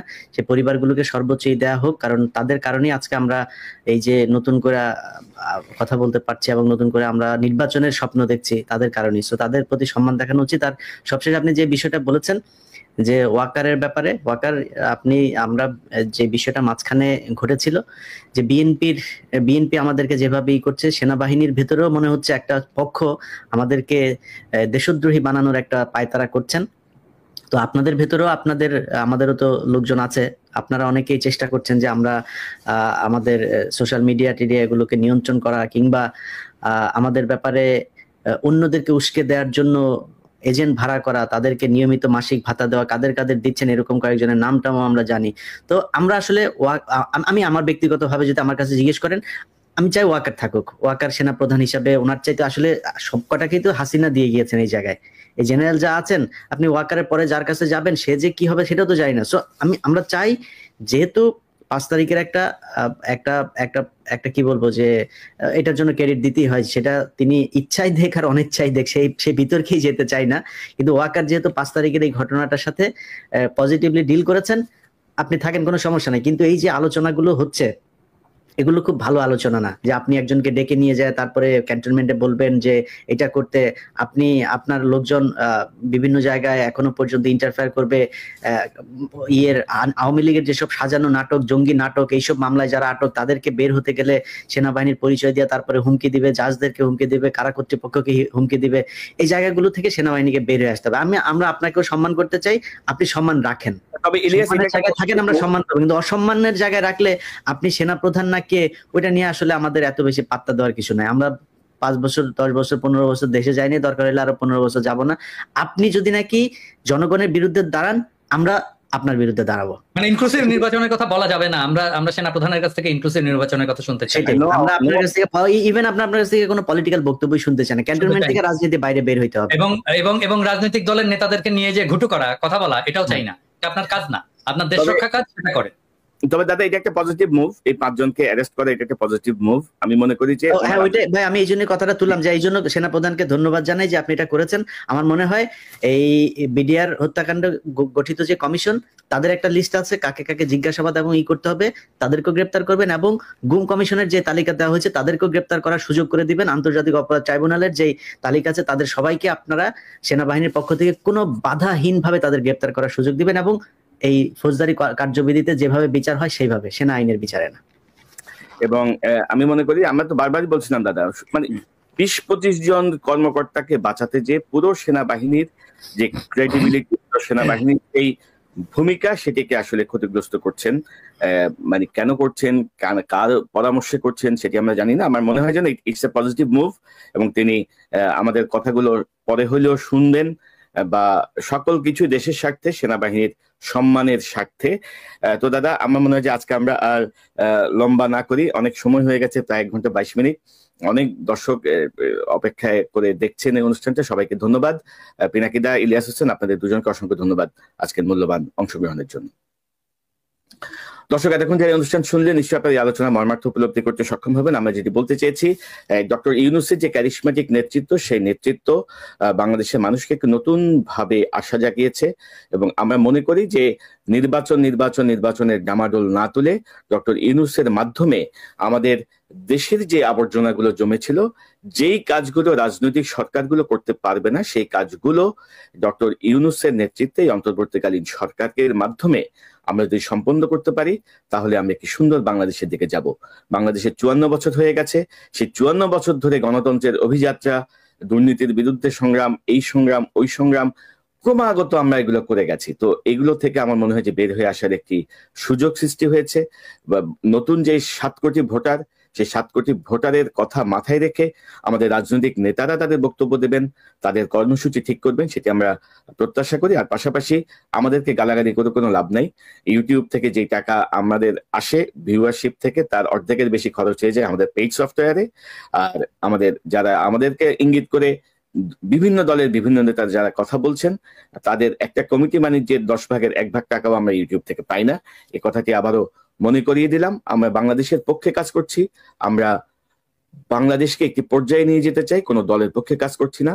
হাসিনা হুমকি দিয়ে কিছু করতে পারেনি, হাসিনা জেলে পাঠিয়ে পারিবারিকভাবে নির্যাতন করে কিছু করতে পারে নাই, আর এখন তো সেই স্বপ্ন অনেক দূরাগত।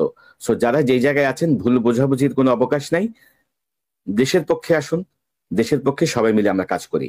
পাশাপাশি আরেকটি বিষয় আমি বলতে চাই, ডক্টর ইউনূসের ইন্টারভিউ দেখে বা তার কথাবার্তা শুনে যারা বিভ্রান্ত হয়েছিলেন যে এই লোক পারবে না, তিনি তার ক্যাপাবিলিটি ইতিমধ্যে প্রমাণ করে দিয়েছেন। তার সঙ্গে চ্যালেঞ্জে যায় না, তার সঙ্গে ধাক্কা ধাক্কিতে যায় না, আপোষে আসেন।